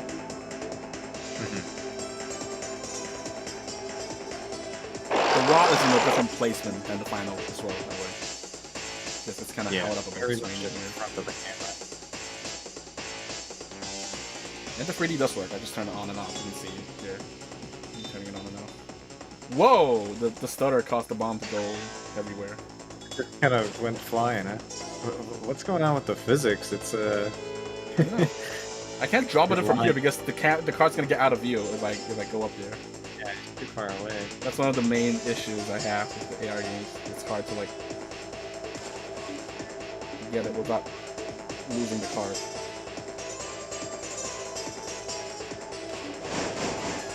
Something like Mario Kart Live. It programmed it to where it has the gyroscope and everything, and it has a better way of detecting where an object should be. And yeah, instead of like fishing its corpse up like in the final game, it just shows up. And I don't know why it does that. It's just kind of like. Like it's trying to use the the UI card, is like freaking out when it, yep, and then you just press A. And it's like yep. There's a UFO apparently they can get up, but dragon 200 points, and that's it.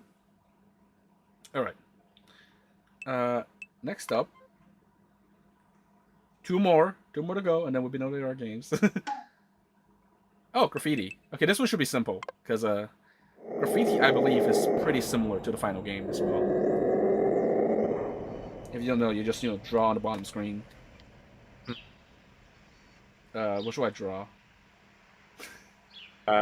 Let's check in with chat. See what chat has to say. You gotta do it real quick. Do whatever. What if you drew your bomb? Oh yeah, bomb. Yeah. Oh yeah, it defaults to the rainbow pen, which I don't know if it did it in the final game, but I think it's also using the thick pen. The thick pen. Yeah, so if you erase it, it's got the same erase option. You've got the classic Mario Paint Rocket. It does the same thing. So you can just. Someone said draw something from Rhythm Heaven. That would be fun. Whoa, okay, that was my touchscreen being weird. that extra screen there. So yeah, you can move it around, but I think like the side view of that graffiti looks a little odd. I don't know why it's like in layers instead of I don't think that looks like that in the final game. There's always something there. I don't know. You can add in stamps, which are all the same sound, and you can also do the thing where it wraps into a ball. It's just no sound effects, but it's just ambient noise while you draw. Yeah. So and you've also got the same stencil function, which I believe is also in the final game. I don't know if the Pikmin one was in the final game, though. No, it wasn't. And you mentioned stencil. I believe it wasn't a stencil, wasn't it? Just it would form it for you. I can't remember. No, I think it was a stencil. Okay. Because I distinctly remember the Mario one being in the final game. Okay. Maybe I tried drawing the Mario one, and and you've got the little effects brush. Let me change it back to normal. The Pikmin one is kind of strange, yeah. It's got like it's just like mist effects. I don't know. It doesn't even show on the touchscreen. Yeah, you can move it around. It would show. Yeah. But, we've got the fire, which looks the same. I think similar to on retail. And question mark, which just does whatever. It's making. I don't even know if this effect appears in the final game. It's just random. You're just spinning out random icons whenever you tap on it. It's just guy icons. Alright. So yeah, most of this is very similar. Retail, just lack of sound effects. Alright, final one. This one's actually interesting. Because there is unused content in this. It's a pretty expensive one. Was that 40 play coins? Oh yeah. Or was it? Does it say 40 play coins? Let me see. I think. Oh, yeah. By the way, these two say game coins. Yeah. That's archery 2, by the way. The icon looks weird, but so this thing actually, compared to archery 1, this actually has new levels. This one, if you press it, it like does that, and then it just kind of goes back down, and you can shoot the targets. This is a little tricky, as you can see. I got that one. There's one on the side. You just get that one there. There we go. And there's no like noise. It just goes to the next level. So, also, yeah, there's no bottom screen. Yeah, huh? That's strange. Yeah, it's gone. What this was the level. Go on. What was the challenge with that one? There isn't really much. They were just sitting there. Oh, right. I remember this now. Up. No, they just keep coming out. Yeah, this was in the final. And that comes out. Alright. This is new. So yeah. These are just cube spiders. I think they're trying to move around, but they don't do anything. Just kind of stay in place. They're kind of moving around. These guys are really strange. Yeah, I think in the final game, these were replaced by the ghosts. They'll like split up when you shoot them. You just gotta shoot them and just disappear. So, and I think at this point it loops. Yeah, that's it. It's an unfinished mode. Yeah. So it just kind of loops back to here. Yeah, you go back out, and yeah, that's basically it for AR games. There is one thing that I want to show that's actually unused content. It's an unused model found in the game files. And if you've been keeping track of these demos that have been these prototypes, you might recognize this one. That's right. The 3D Hopper cat is in the files of AR games for some reason. It's a little different, maybe, than the one in the prototype itself, but there it is, the cat on the pogo stick everyone loves. It now, is, and now that song is honors. stuck in your head again. So, I just thought that was kind of neat. But yeah, it makes me wonder, what if the 3D Hopper game was like an AR thing, and you sort of actually, as the cat hopped around. Wait, you might be cooking with that one, actually. Yeah. That would be kind of cool. Oh yeah, that one. Yeah, that takes 30 play coins. Yeah, for archery too. Wow, expensive. Yeah. Well, all right. That is it for AR games. We have 2 more to go, I think. Okay, 2 more. For system maps. 3? I wanna, or 2 more, but is it plus two? maybe, Okay. maybe 2 more, but maybe 1 2. more. 2 more things. We'll get there when we get there. Okay, so next up, we've gone through almost all of them, but there is 1 more thing here.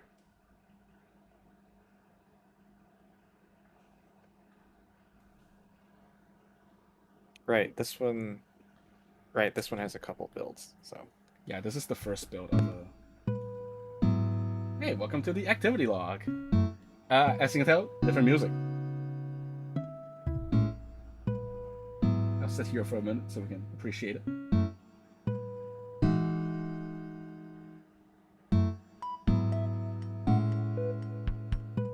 Appreciate the Peter staring at you. Stare at the Peter. Also, there is no 3D. I'm turning on the 3D slider, but it's just it's kind of there. And if you change to the, so you got the little same step counter. Depending on what menu you are in. Yeah, it's got the same overlays. Yeah, so this is just completely different music. It's kind of cool.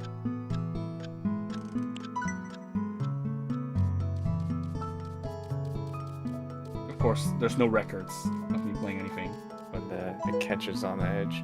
Yeah. I'm letting it play out. Yeah, this is cool.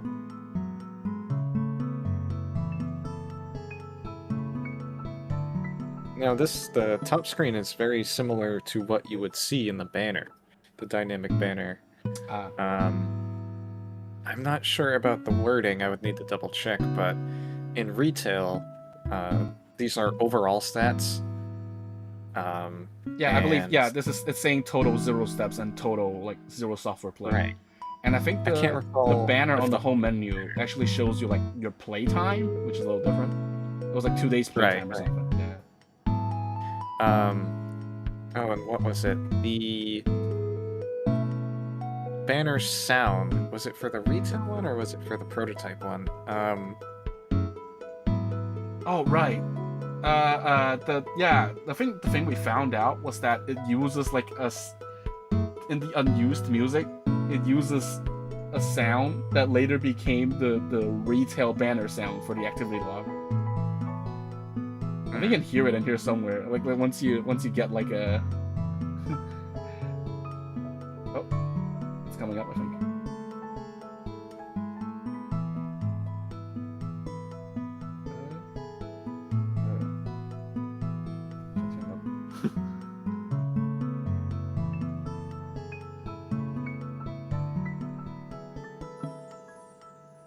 Ah, there it is.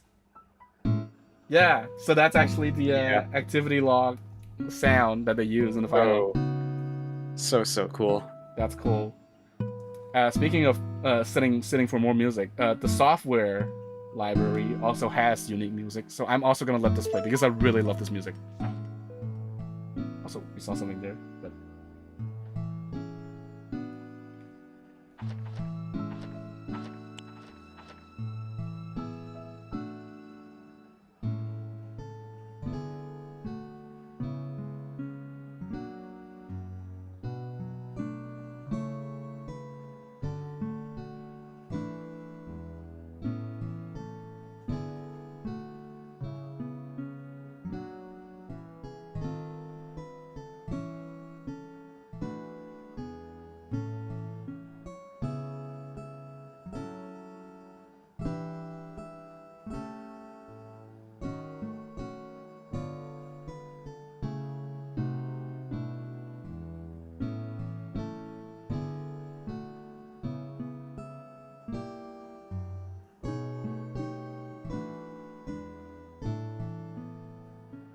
I like it.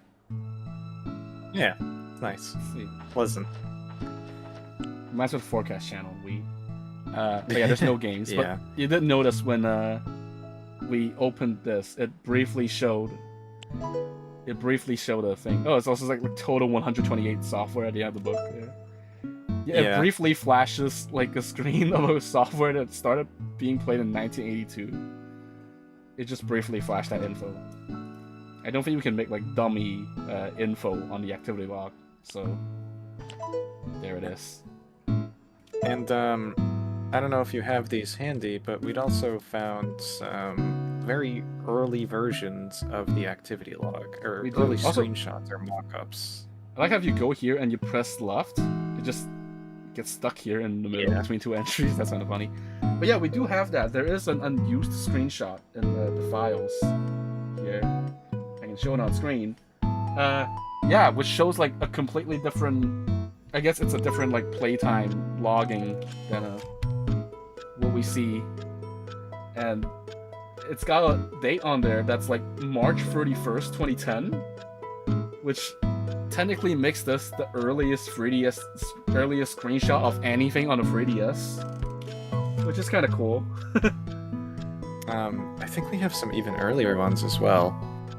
I'm not sure, but I do 2009. have. There's some that mention 2009 as a date, but I don't think it was like, you know, actually taken in 2009. Oh, yeah, that makes sense.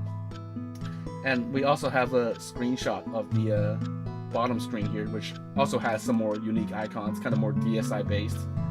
There's an interesting one here. That's a placeholder icon for an entry called Super Mario 3DS.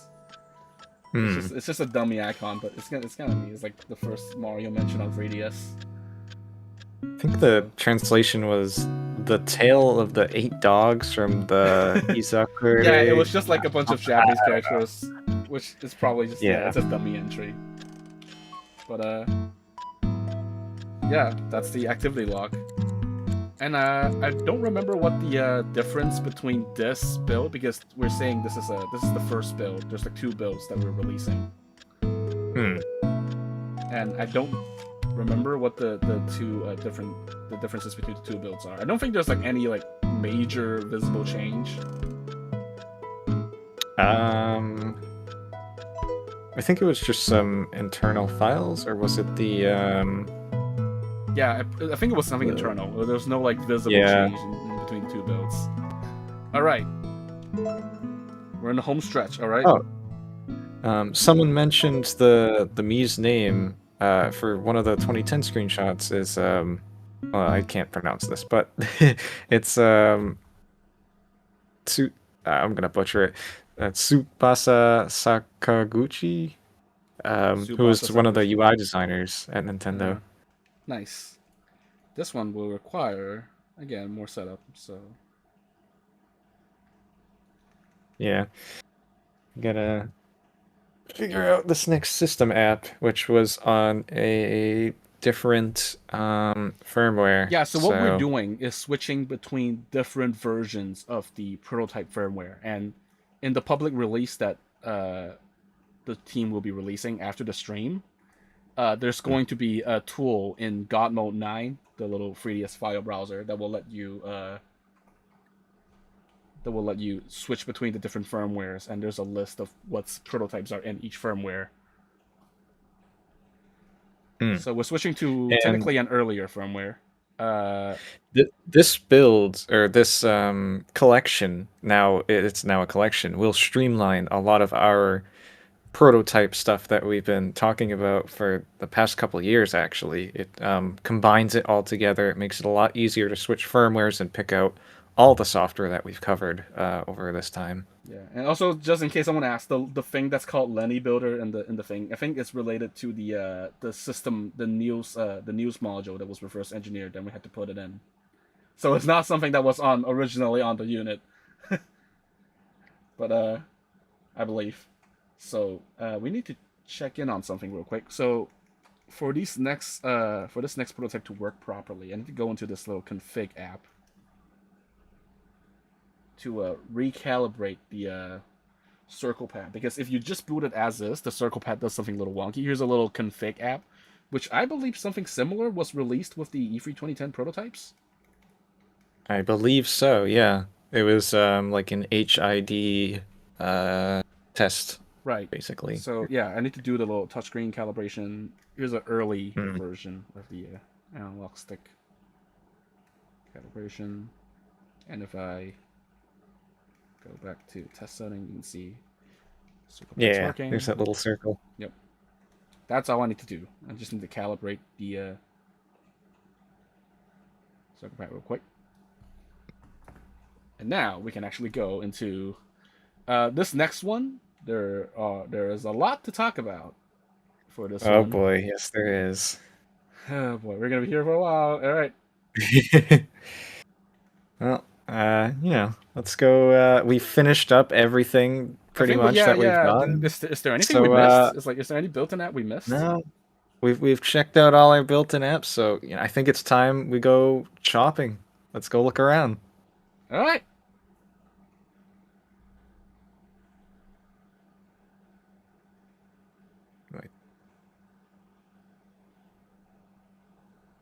Hey, look, Tiger! I knew that would come back. Yeah. If you've been paying attention. Hi, welcome to the Nintendo eShop. As you can tell, this is not. This is not the. But it thought the eShop died. So what's happening here is this is a dummy eShop. So I believe there was this Iwata-ass interview where one developer mentioned that when they were transitioning from the DSi shop to the 3DS eShop, they made a dummy version of the app just to show it to people, to get them to navigate the interface and see how it feels. And I think this might just be one of the prototypes that were made. So, correct. This is completely offline and local. Yep. When I first saw this, when we were first picking at this, I'm like, oh my god, that's the Iwata Asks thing. It was one of the first things I ever talked about. And now finally we are able to share this here today, which is an amazing achievement. Also, that bar on top is just completely placeholder. There's just a fake date, fake internet connectivity. And of course it's separate as something else. There's Father's Day 2010, Pokemon, something I don't know, Mario, Layton? Professor Puzzle? Layton. Yeah, Professor Layton, sure. Zelda. Something about carrying your CTR with you. Your CTR, yeah. Puzzle. I think it is puzzle games, but it's using Mr. Driller. So yeah, some third party. Also, this is running. Good eye to the people noticing that this app is running at 60 FPS, whereas the final app runs at 30. Yes. Game Center. High Game Center CX, yeah. Yep. We've got a little back to school kind of thing, and we've got Mystery Dungeon, Twilight Princess. Before you get excited, the videos don't work. But we'll get to that. The Pokemon Mario special with the funny Mario Party art. People love to use so much. I believe some DSi wear. Skyward Sword is on the. Yep, guys, we leaked it. Skyward Sword is coming to 3D. No, no, funny because this is isn't this predate the announcement of Skyward Sword? Like, this is the concept art that feel like was. it might have. Yeah, this is like concept art for Skyward Sword, and like Skyward Sword was announced in E3 2010, so I guess this is before. Yeah. Isn't this Hotel Dusk on the end?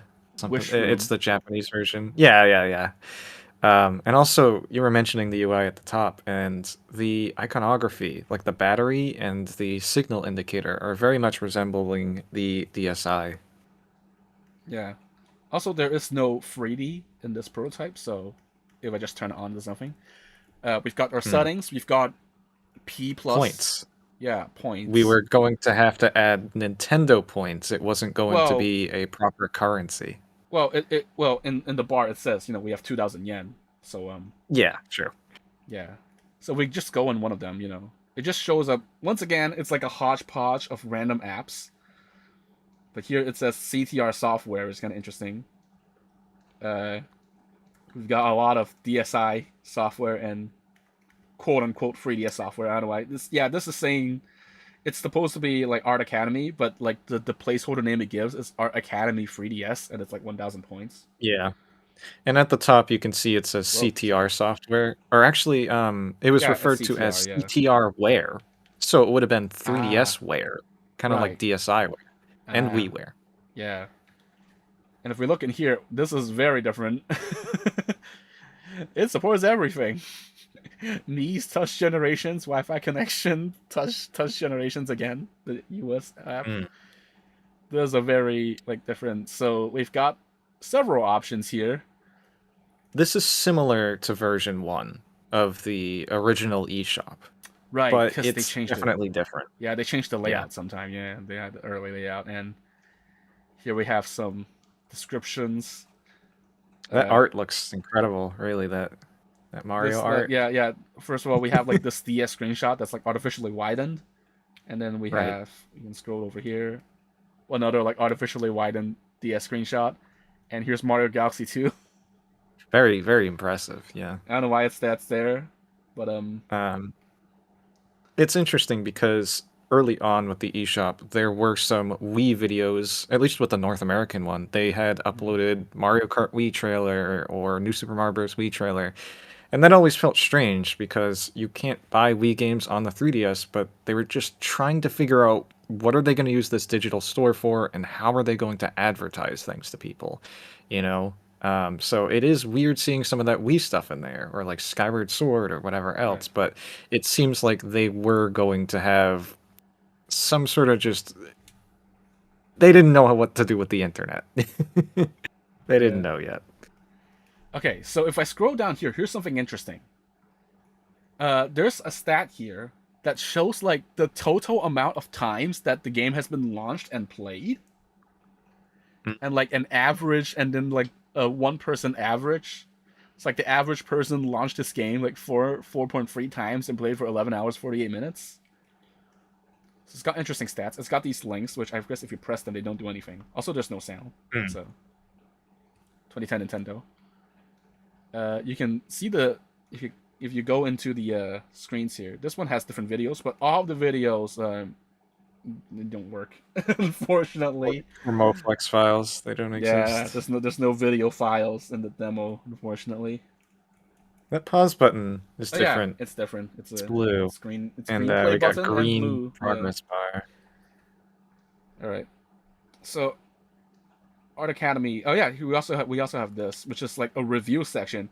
Yeah, Interestingly, there's actual testimonials, yeah. which You would have yeah, been able to put your own custom text into these reviews, and it says like, oh, a 48-year-old person or 26 or yeah, whatever else. You would have added that age and all that other stuff. yeah. It's very similar to the approach that Club Nintendo took when you were trying to take surveys on different games, and Right. I guess this would have been a more public version of that, but then that would It require would have been like a pain to moderation. like moderate. Yeah, considering how many things are Yeah. going to be on the eShop, and also right here it actually is saying something specific to Art Academy. It's talking about like, oh, it's fun to draw stuff, but not Mm. everything on this dummy eShop has like has like unique dialogue or unique reviews for it. I Yeah. think Art Academy is just one of the unique ones, and we've got like the same. We've got really detailed demographic. Yes. Yeah, Um, And funnily enough, The later, young I forget, generation hates Art Academy. The they hate it. 13 to Um, 18, 13 to 24-year-old males hate Art Academy. Early on in the Switch generation, I believe for like a week, you could submit reviews onto Nintendo's website where the games were, and then they removed it, like very shortly after. Yeah. So there's also more like, oh, these guys also bought like, these different games. And then like Yeah. tags. The So um the voting system has a lot more going on than just, oh, is it for experienced and the other thing, but it's still some of that still. yeah, there's like a button here that also like does the weird jiggly thing when I hold on to it. Alright, Art Academy looks cool. Should we buy it? Yeah, you know what? Yeah, let's get this game. Oh yes. Oh yeah, So you can here's something different. right. 3DS software, every 3DS shipped with an SD card, except if you buy one used, and maybe the person took it out. But it looks like originally the 3DS software was going to be able to be installed to system memory, which was never a thing. Everything went to the SD card. So this is proof that maybe there was early plans to do this. It was true that DSiWare had to be installed onto system memory, but in this case, this is something different. Mm-hmm. I think that's like, yeah, if you have no room, it goes to the data mesh screen. It tries to, but it doesn't do it. So, all right, let's put it on Yeah. system memory, right? Here we go. Yeah, sure. We All have. right. Cars looks good. Oh, so now we have 10,000 yen. Now, I guess. Hmm. And it takes up 5,000, 1,000 yen, 9,000 yen. Uses 64 All right. blocks. Let's buy the So, game. yeah, Art Academy. let's do it. Oh my god, he's blue. Big reveal. Ah, boy. It's so Here it fun. is. Yeah, he's Here blue it now. is. He blew himself. Look at this little down animation. Yeah, this is awesome. that That is so cool. what could have been? Um, yeah, so this blue eShop bag, it is very much, as I was talking about earlier, and as I keep alluding to, the 3DS obviously came after the DSi and the Wii. The DSi and the Wii had blue bags for their digital storefronts. Yeah, So it he would have seems like carried on the the 3DS tradition. was just going to. Yeah, exactly. And this time they gave them a little bit more personality, and eventually by the retail release, they probably thought, well, we want to make this a big leap. We want to make this look different, so they made him orange. But this is a really cool discovery right here, the Yeah, in between I love of all the those two. chat going, "Why are you blue?" That's great. Right, it's because we also saw an orange bag in the home menu prototype earlier. Correct. And some of the unused graphics for the activity log have the blue bag. Oh yeah, here's Very heart gold and similar so icons with the orange silver on one. the eShop. They would never do this nowadays. Yeah, imagine that. Yeah. Imagine if they just put these games on the eShop, right? Yeah. Here's a, Yeah. you even got unique screenshots. Ah yes, Screenshots. it comes Yeah. with a Pokewalker. Yep. You know what? I was going through the eShop. I did a video. I think it was like $35 in 2013 or something, and it's like, oh, get the special edition to get this Beyblade included with it, and it's like it's on the eShop page. You're buying the digital copy of the game. It's like, Also, all of yeah. these things have a demo option because it's just a demo thing. But oh, now it's Hmm. saying like I don't have enough room Uh, for the thing in this thing. But yeah, it just is it downloads it. room that it's saying? It I just say can't like oh yeah, it just says like it downloads and it goes back here. remember. Okay. Also, if I go back into the blue eShop bag, there is while we were downloading, there was a little option on the bottom of the screen. So if I click that while it's downloading, you can see it's actually showing multiple A queue. downloads. Yeah, it's a queue of different things it's going through. So I was like, That was never a thing. yeah, Well, it's an actual progress bar. Also, it's, yeah. and You in the could final, yeah. have You could queue up some stuff, but the download later feature came with a later system update, and that Right. wasn't even inside of the eShop either. It would be on your home menu where that sort of stuff would happen. Yeah. If I press home menu, I don't think anything happens. Oh, it just sends you back here. Yeah. So there's a lot more things. We got Puyo Puyo, Tomodachi Collection, Uh, Pound of the Pawn, come on, Trolse. And Sonic, Photo Dojo. hey, that sounds familiar. Yeah. Photo Dojo DX, unfortunately, not on the eShop. Also, it's using a Tomodachi Collection screenshot. Test T1. That's an interesting one. That's a Test T2, Test T3. I think there's basically like several sets of like sample screenshots that's just like shared between each of these. Right. So some of these reuse the same thing. So like for example, Dr. Mario, it has a unique description, but it uses the same screenshots as Art Academy. But it's got links. Yeah. So I guess we'll go through all these categories because there's a lot of them. Yeah. Imagine that getting New Super Mario Bros. On here. Yeah, this little new Super Mario Bros. Icon that's like completely different. It's just a Mario render.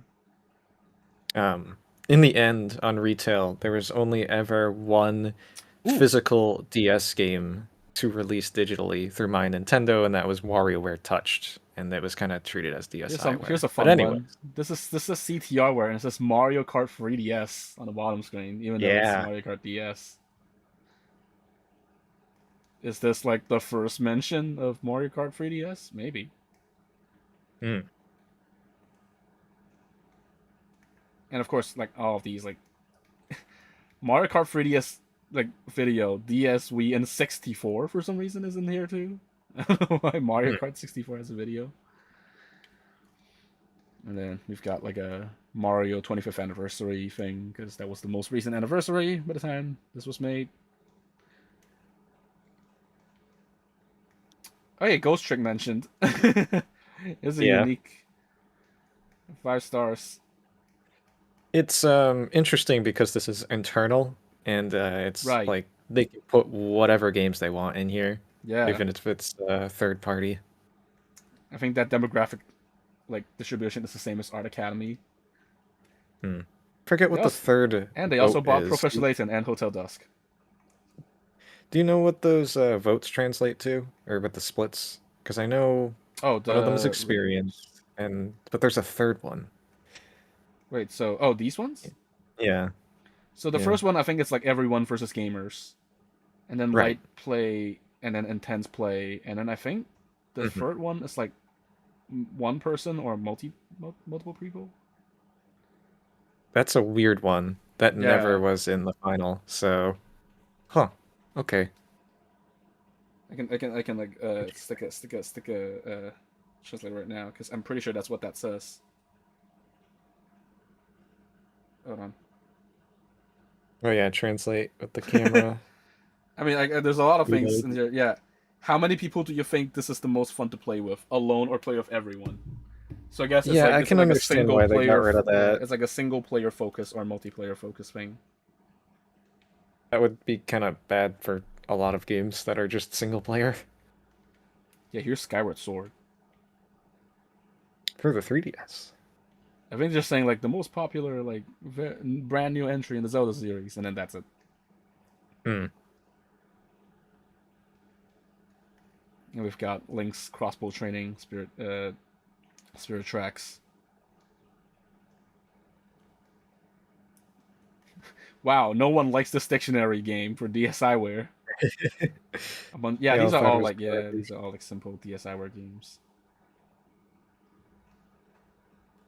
And then these are like puzzle games. So we got Picross, Pan of the Pawn. No one likes Pan of the Pawn. So sad. That's a sad fact. That is a world not worth living in. What's the reviews for Pan of the Pawn looking like? Oh my gosh. Well, I think these are the same. The stats are the same. I don't think they change at all. It's just they just gave it a 1-star rating for no reason. That's awful. Yeah, Mario vs. Donkey Kong. Wasn't there something we saw with Tomodachi Collection in here as well that was a little bit We did. different? I can't remember. There was a Tomodachi I know there collection were like the in the opening, screenshots. yeah. Yeah. Trying to recall. So on the bottom screen in the main menu, it actually scrolls through like popular keyword searches. Whoa, Oh, crash. That's that's our odd. fourth one? Fifth one? I can't remember. Yeah, that was odd. It crashed a few times. Yeah. I think this is the first time anyone has seen a crash on the eShop. No, I think I've seen it before.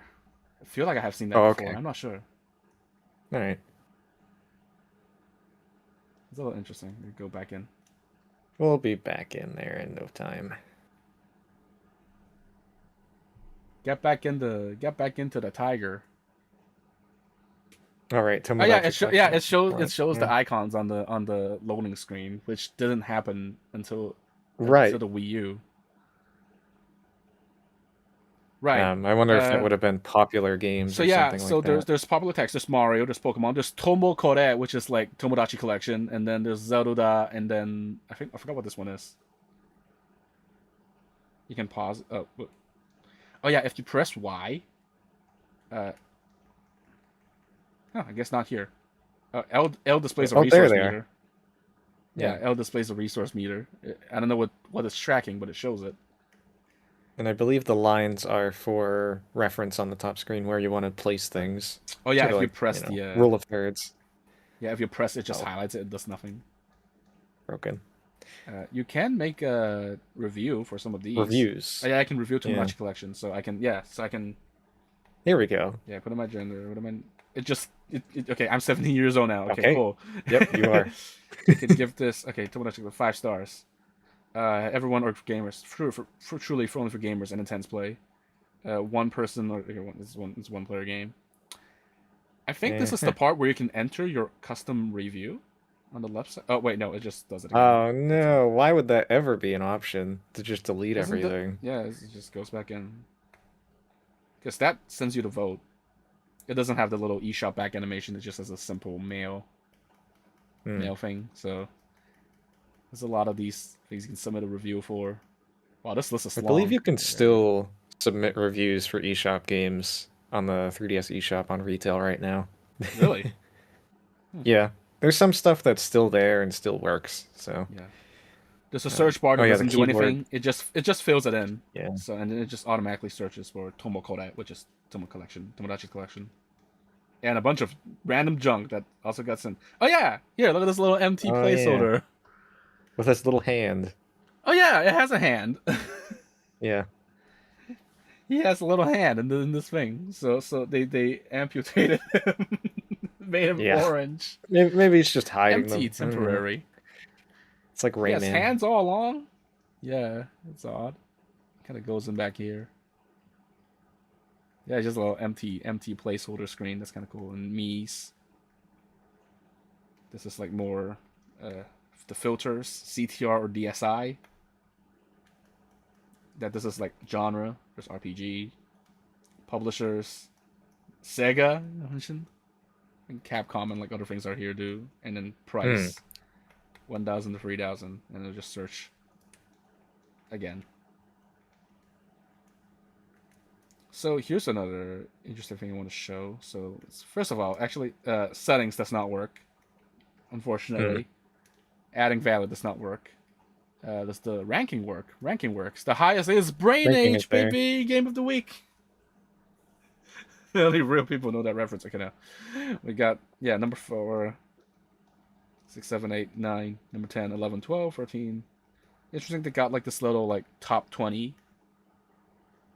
That's like actually in a scrollable format. I think in the final it's just like a vertical list. And we've got recent arrivals, which once again is something similar. Pretty much the same stuff. Yeah. All right, this is what I want to show, the news section. Oh boy. So there's a bunch of interesting things here. Here's an empty thing. 88888888888. Like the number 8? It says number 8 on there. Was it 7? 7 7 7 7 Granddad. 7 7. Yeah, funny. Exactly. Yeah. 6. Ah. It's like and then this number 5 it's just like a little promotional thing. I think it's about Father's Day or something. I think some of them promote sales and such. Yeah. Or DSi and PC. This is Forget about that. talking about Oh, the latest DSi releases, update. weekly newsletters. Art style. Yeah, it's talking about art style. Is this talking about like an update that was issued for DSiWare? Was that ever a thing? Like an updated version? Interesting. It's like you can buy it again, download it again. We added like versus mode. That's interesting. I didn't know they did that. I actually know they did that. Like we updated this DSiWare. Please download it again for the latest thing. Yeah. Did they Oh ever yeah, do that? yeah. That was a thing. Really? Yeah. Because there was no way of really notifying people. It was very strange. The Wii was the same way as well. Yeah. Here's a little thing about DS Classroom. Yeah, it's like there's a classroom-oriented DSi Excel systems that were given out. Hmm. I think that was a program that they did. And This one's interestingly, interesting. that sort of tied into the guide systems as well. Here's a fun one. This is a recall notice for faulty DS Lite chargers that had like a fire hazard, and this is like an official like recall notice, an apology from Nintendo. I don't know why They were this still is trying to figure out how to get the messaging across to different people by using the internet. So this is kind of like one of the early attempts at it, I guess. These might be things that were also shown in like I guess the Wii Shop channel. I wouldn't know, but yeah, this 3DS. It's like, oh, these are like gonna be being released from 2010 June 30th, which is like placeholder for the dojo. And here it mentions Tiger and 3DSware in the bottom there. Yeah, very blatantly. Yeah. Nintendo.co. I wonder if that URL actually probably doesn't. Not even the redirect, probably. So. And this mentions the Wii for some reason. So. It's interesting how they have their own separate news here, but then there would have been the news applet already on the system that would kind of ping you with notifications. Yeah. So. Some of those would be, yeah. Some of those are probably more suitable for the actual news app. But yeah, the rest of these, I don't know if I think we've probably shown off the placeholder screenshots that there could be. Yeah. Because most of these are like if you go on like Professor Layton, does have a unique description. It's just a very simple description, and it uses the Art Academy screenshot, and it's got like it's got a link to an official website, which I assume would have opened it in like the internet browser. Oh, but even by then, the internet browser wasn't implemented yet, so that's kind of. I mean, the eShop wasn't in 1.0, right? It took a while to get there. Yeah. The eShop didn't open until like June. Right. So this is a pretty early, and we don't have a build date for this. We gotta see this animation again because this is good. I don't think it does anything if you tap on it or interact with it or anything. I just like the blue back. Someone in the chat mentioned Nintendo Greece had accidentally showed a 3DSware logo. So that's that's interesting. This Game Center show. Oh, it's just like random games again. Sure. Spirit Tracks. Once again, Tomodachi Life screenshots, the little T1 thing. So each of these have their like own, but like you see the stuff, the information at the top screen is all just like placeholders. The release date I think is accurate though. December 24th, 2009. Maybe, yeah. I don't know if these are accurate or not. 2010 June 30th for Mario Kart 3DS. It's the most placeholder data I've ever seen. Yeah. Oh, but yeah. I think that's almost like pretty much all we have for the eShop. I don't know what else we're missing. Oh yeah, we can also look through this little top menu. Does the settings work? I forget. No, it doesn't do anything. It just kind of like does that. Yeah, it's one of those. But yeah, it's just cool to like. It's kind of funny, like with the official eShop being dead. This is like technically the closest we have to like reviving it. It's just the prototype of it. with a blue back. And So it looks really cool because it's very much in line with some of the early design of the eShop. The eShop back has had some kind of rebirth. It's now blue. A blue rebirth. Yeah. Well, it was Oh yeah, funny. We were press looking this. at this, and Oh, then that just like not long after, it had turned red. So it turned red. I think it was like if you like now scroll we all the got way to the right or something. Like I think that happened before. Like when you like scrolled the list all the way to the right. I don't know why sometimes it would crash. But yeah, it's odd. All right. Well, we've picked out the games. We've purchased some. We've downloaded some, and Yeah. well, we should. I don't know. Should we look at one more thing? Yeah. Because this is it for the system software prototypes. Because this stream was mainly about system software. Right. But we do have one more little surprise that's not a piece of system software. But it will take a little while. Might take a second to set up. Yeah. So that is most of the system software. Or no, that's all the system software we have. Yeah, so for those keeping track, we have the home. We did the home menu. We did the system settings. We did the system transfer. We did health and safety information. We've done the instruction manual. We have like 2 builds of Mii Maker. We have StreetPass Mii Plaza. We have the 3DS camera, 3DS sound, AR games, activity log. There's 2 builds of that, and the eShop. That's already a lot. But separate from those, the show must go on. We do have one more thing. We will give the chat a chance to speculate.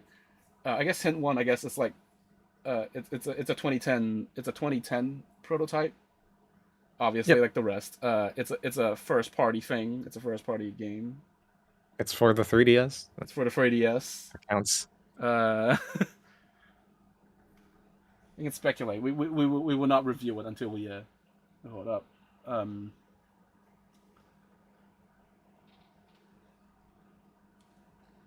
So the reason it takes a while to set up is because it's actually sharing the same title ID as the eShop, which is like it's like a default title ID, and we can't have both of them exist at the same time, otherwise it confuses the menu. So we basically have to install the app over the eShop prototype, which is why it's taking a little while to install We've got a lot of interesting titles being speculated at the moment. Oh boy! I don't want to like overpromise, but you know, it's a cool thing. Well, yeah, it's I think it's cool. Yeah, I think it's cool too. All right.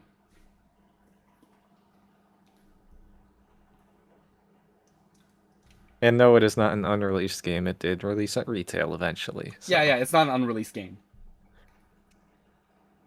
All right. Here we go.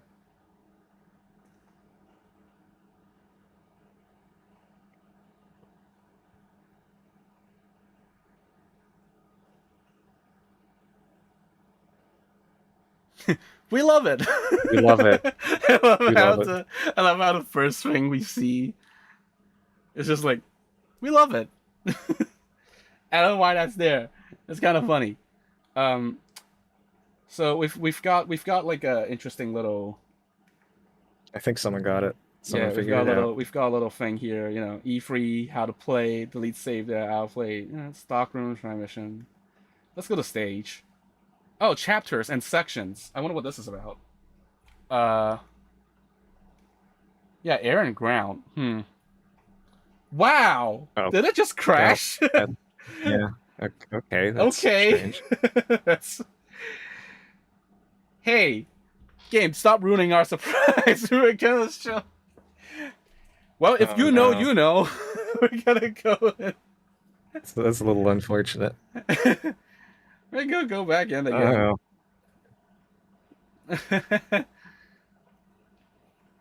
This thing crashes when I look at it funny. Yeah, sorry to keep you waiting. This is gonna take a little while. Sorry to keep you waiting. Yeah. Oh boy. So I've been informed that we cannot do so. Okay, so we have to when we go into the settings here. Actually, it takes a lot to load. Give it time to load.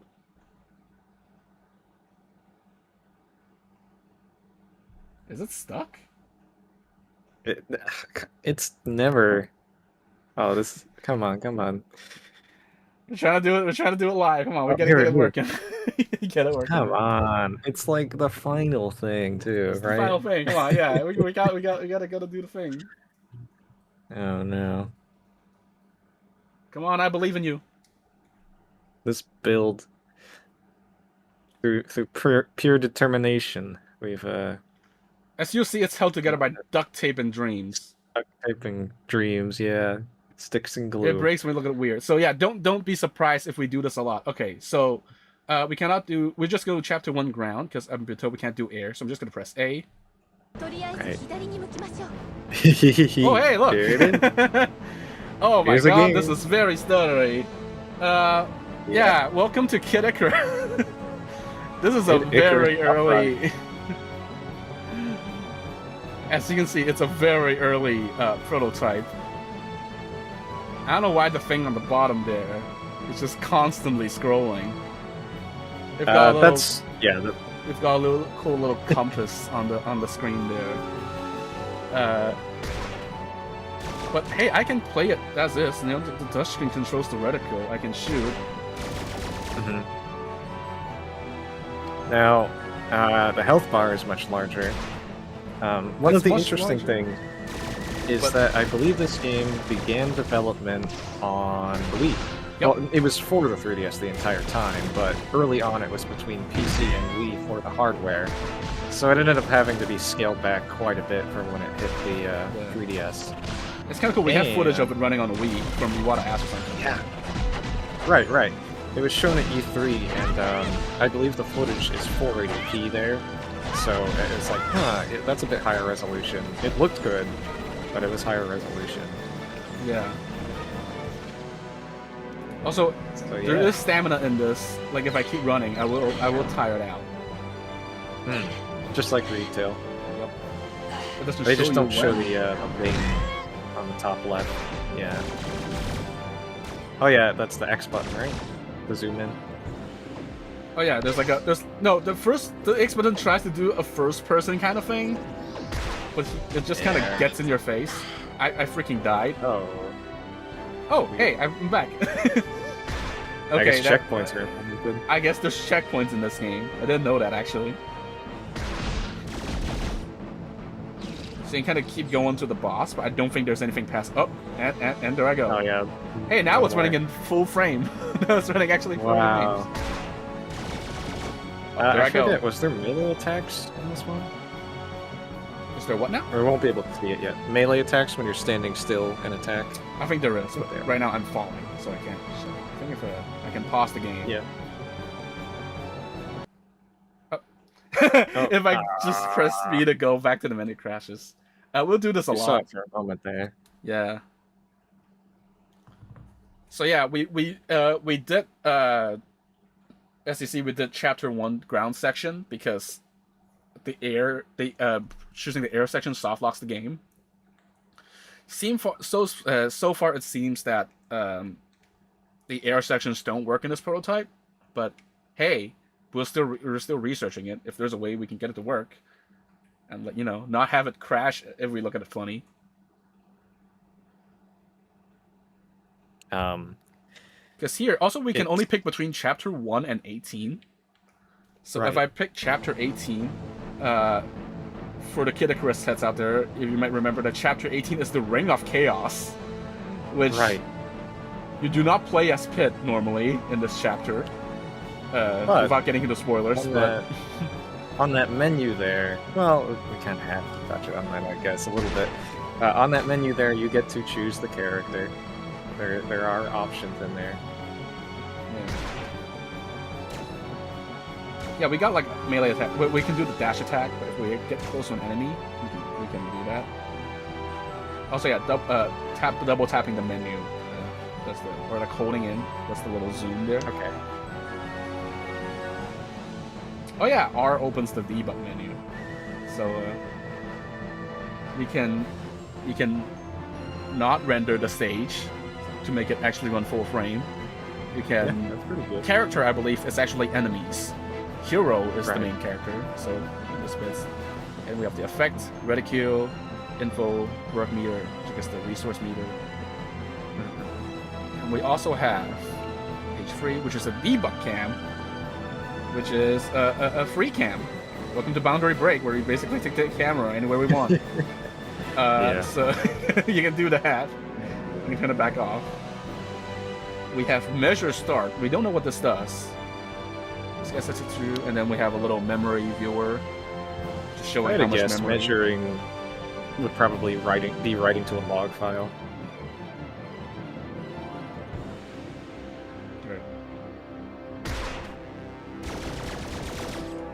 So we'll keep going. By the way, is this build on or after E3? I believe it's like from like July? It was after E3. Yeah, which is kind of funny because we had an E3 2010 trailer for Icarus, but I guess yeah, it looks completely different. And you would have thought definitely maybe they were planning initially to have a demo, but it looks not correct. Yeah, because the E3 2010 demo was just a pre-rendered video. Correct. Kind of slide through this rubble over here. I think at one point, oh, you can just walk through this. Yeah. Yeah, that's cool. What was it? With interviews, Sakurai wasn't happy with the game being shown at E3 yet because it wasn't ready, and well, I mean, I guess this prototype would explain it if he didn't want this game to show the E3. But Iwata's like, we gotta have a game to show off the 3DS. Did I go back out the way I came? Because I think at one point you just get stuck and then walk back out again. Probably. I did, yeah. Yeah. But I think at some point it just kind of like ends because you can't really walk. Right. It just kind of goes back so, to here. There isn't like a super duper ton with this build, but what's here is pretty interesting. Right.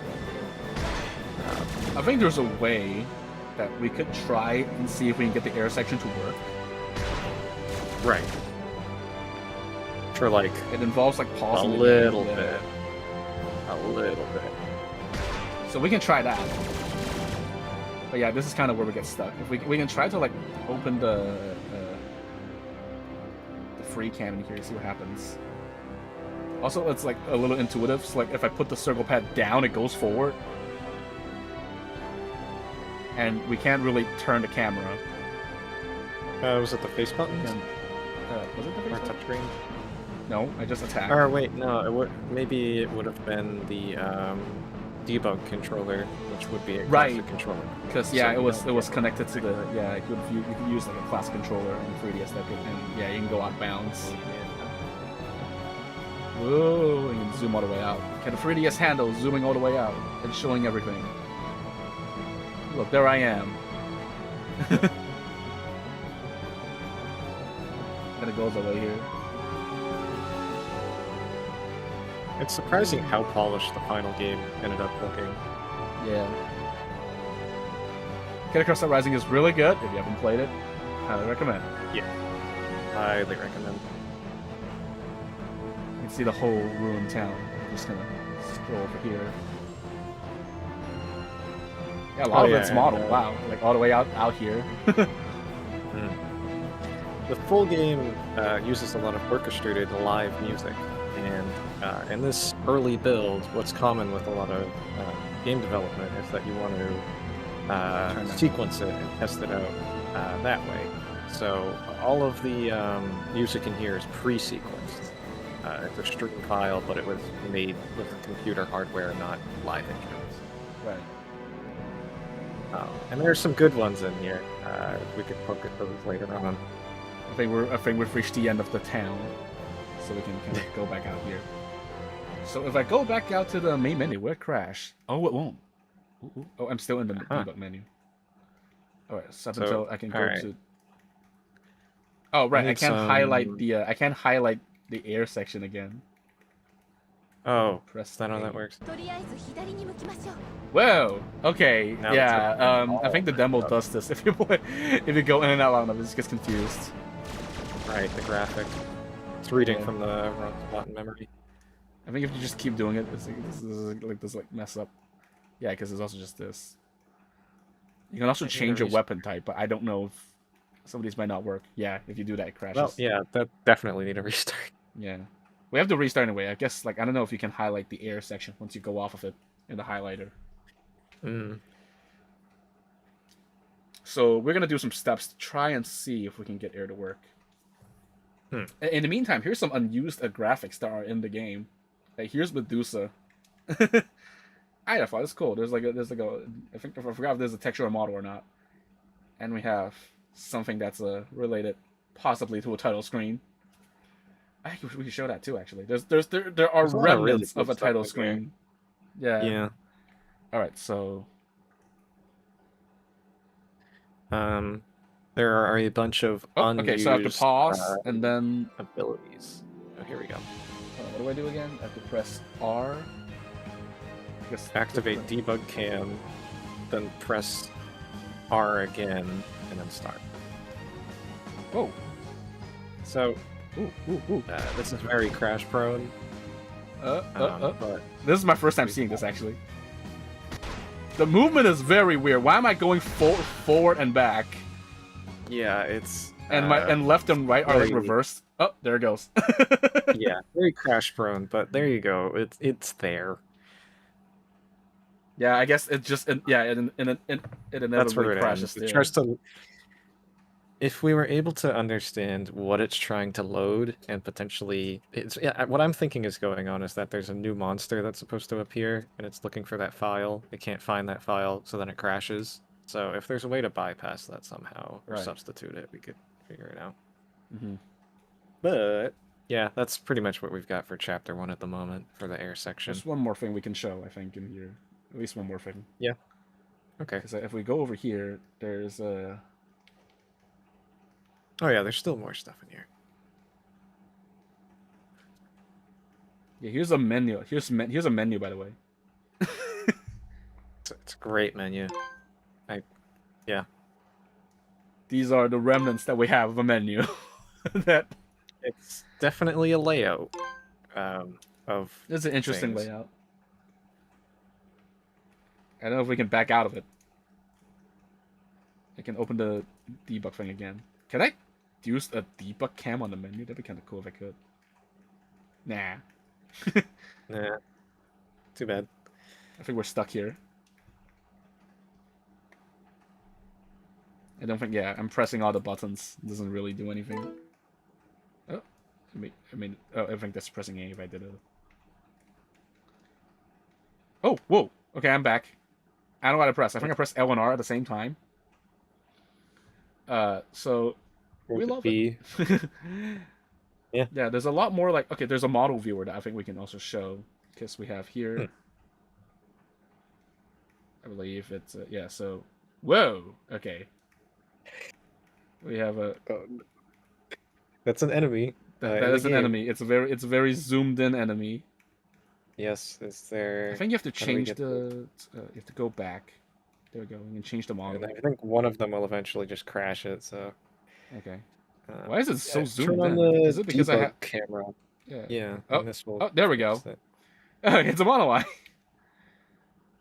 Here we go. This is what we were looking at, the little laser shooty guy, yeah. And I think these also have animations you can play.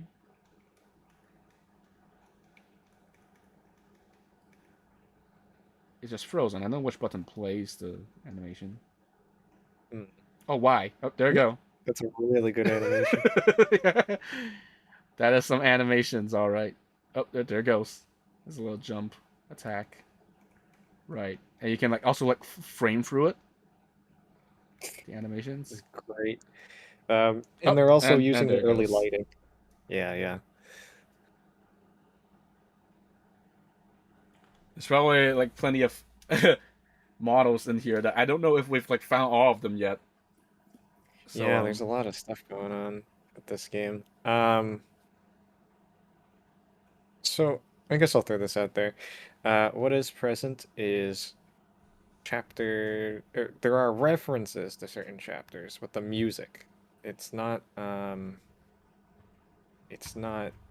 we only have access to chapter 1 and 18, but we have music for oh yeah, we have some music. what Yeah. was it? Mission Air 1, Ground 1, which I think are repeats, Ground 18, Air 18, where was it? Yeah, a lot of these things, a lot Chapter of these 6. options on the menu just crash the game.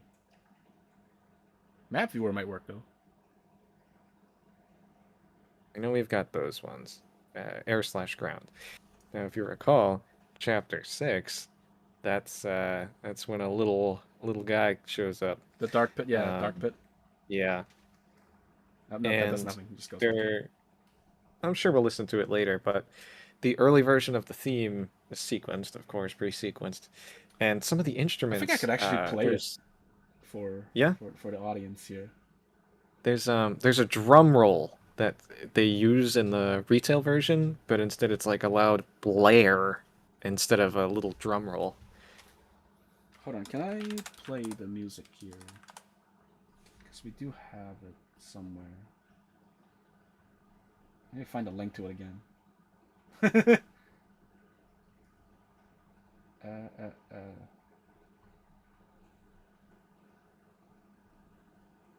Right.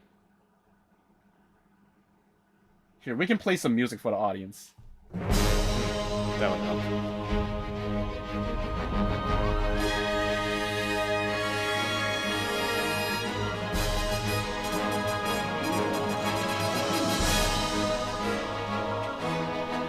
I think that's like an E3 trailer music because it says E3. Oh right, we have a version without sound effects now. Oh yeah, it's a trailer theme with no sound effects. Right. We had the trailer in the previous Proto build. Yeah, there's one of these that's dark. Chapter 6. Like in the middle. Yeah. There we go.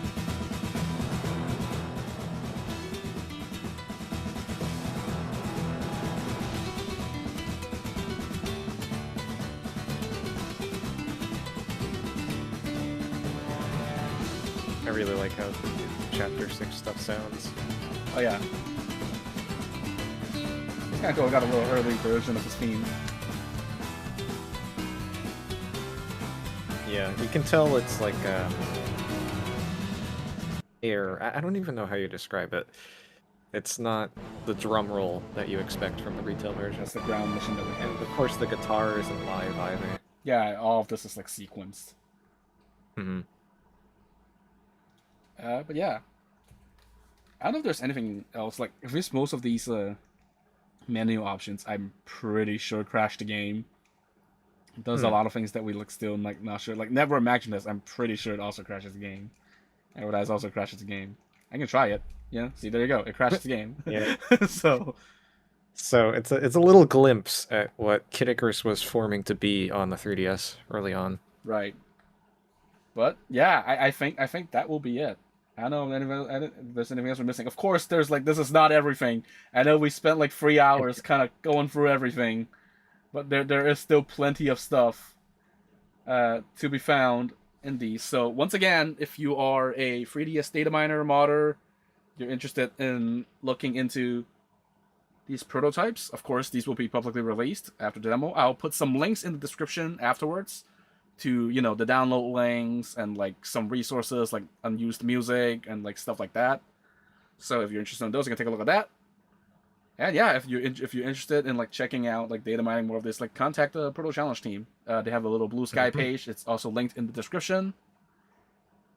And yeah, it's kind of fun to like show. It was fun to be able to showcase all of these today. Yeah. Thanks for having me, by the way. And I had a lot of fun. You wanna let the audience know where they can find you at? I am on YouTube. I am James-Money. That is my username on there. I do videos on all sorts of weird Nintendo niche things. I like to explore topics.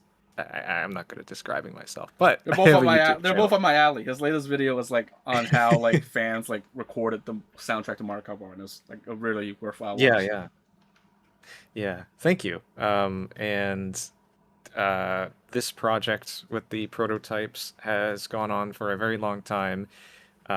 Between your first videos on it and then my video on it and now Right. our live stream together here. Yeah. It's really awesome to do that.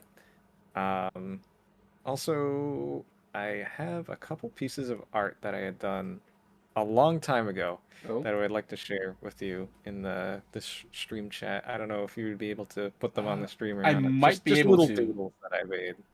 Oh, wait. Okay, okay, wait. I gotta figure out. I gotta figure out how to show these for the audience. Hold on. We got it. We got some cool. Um, Images.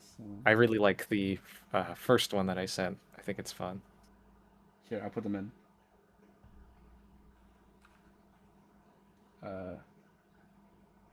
I'm trying to load them. OBS is a little weird. I'm gonna try to do it. Fair enough. I know this was like a last minute thing to ask Yeah, you no, I to can do it. do. Next. Here's one of them. Here's Mr. Here's a cool little drawing of Mr. AR. He's alive. Yeah, I really like how that one came out.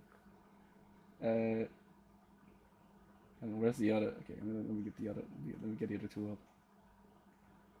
up. These are cool. I didn't know about these. Here's the That, cool yeah, little yeah.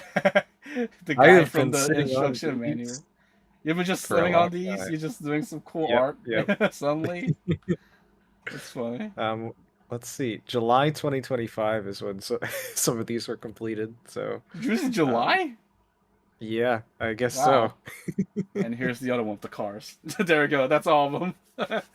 Yeah. Good art. More people should draw art of Mr. AR, honestly.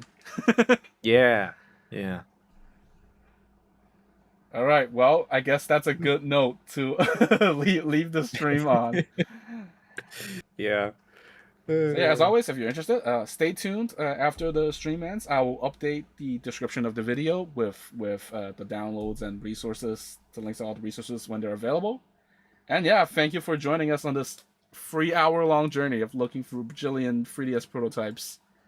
I definitely hope to do more of this soon, but we'll have to see. But for now, I guess that'll be it.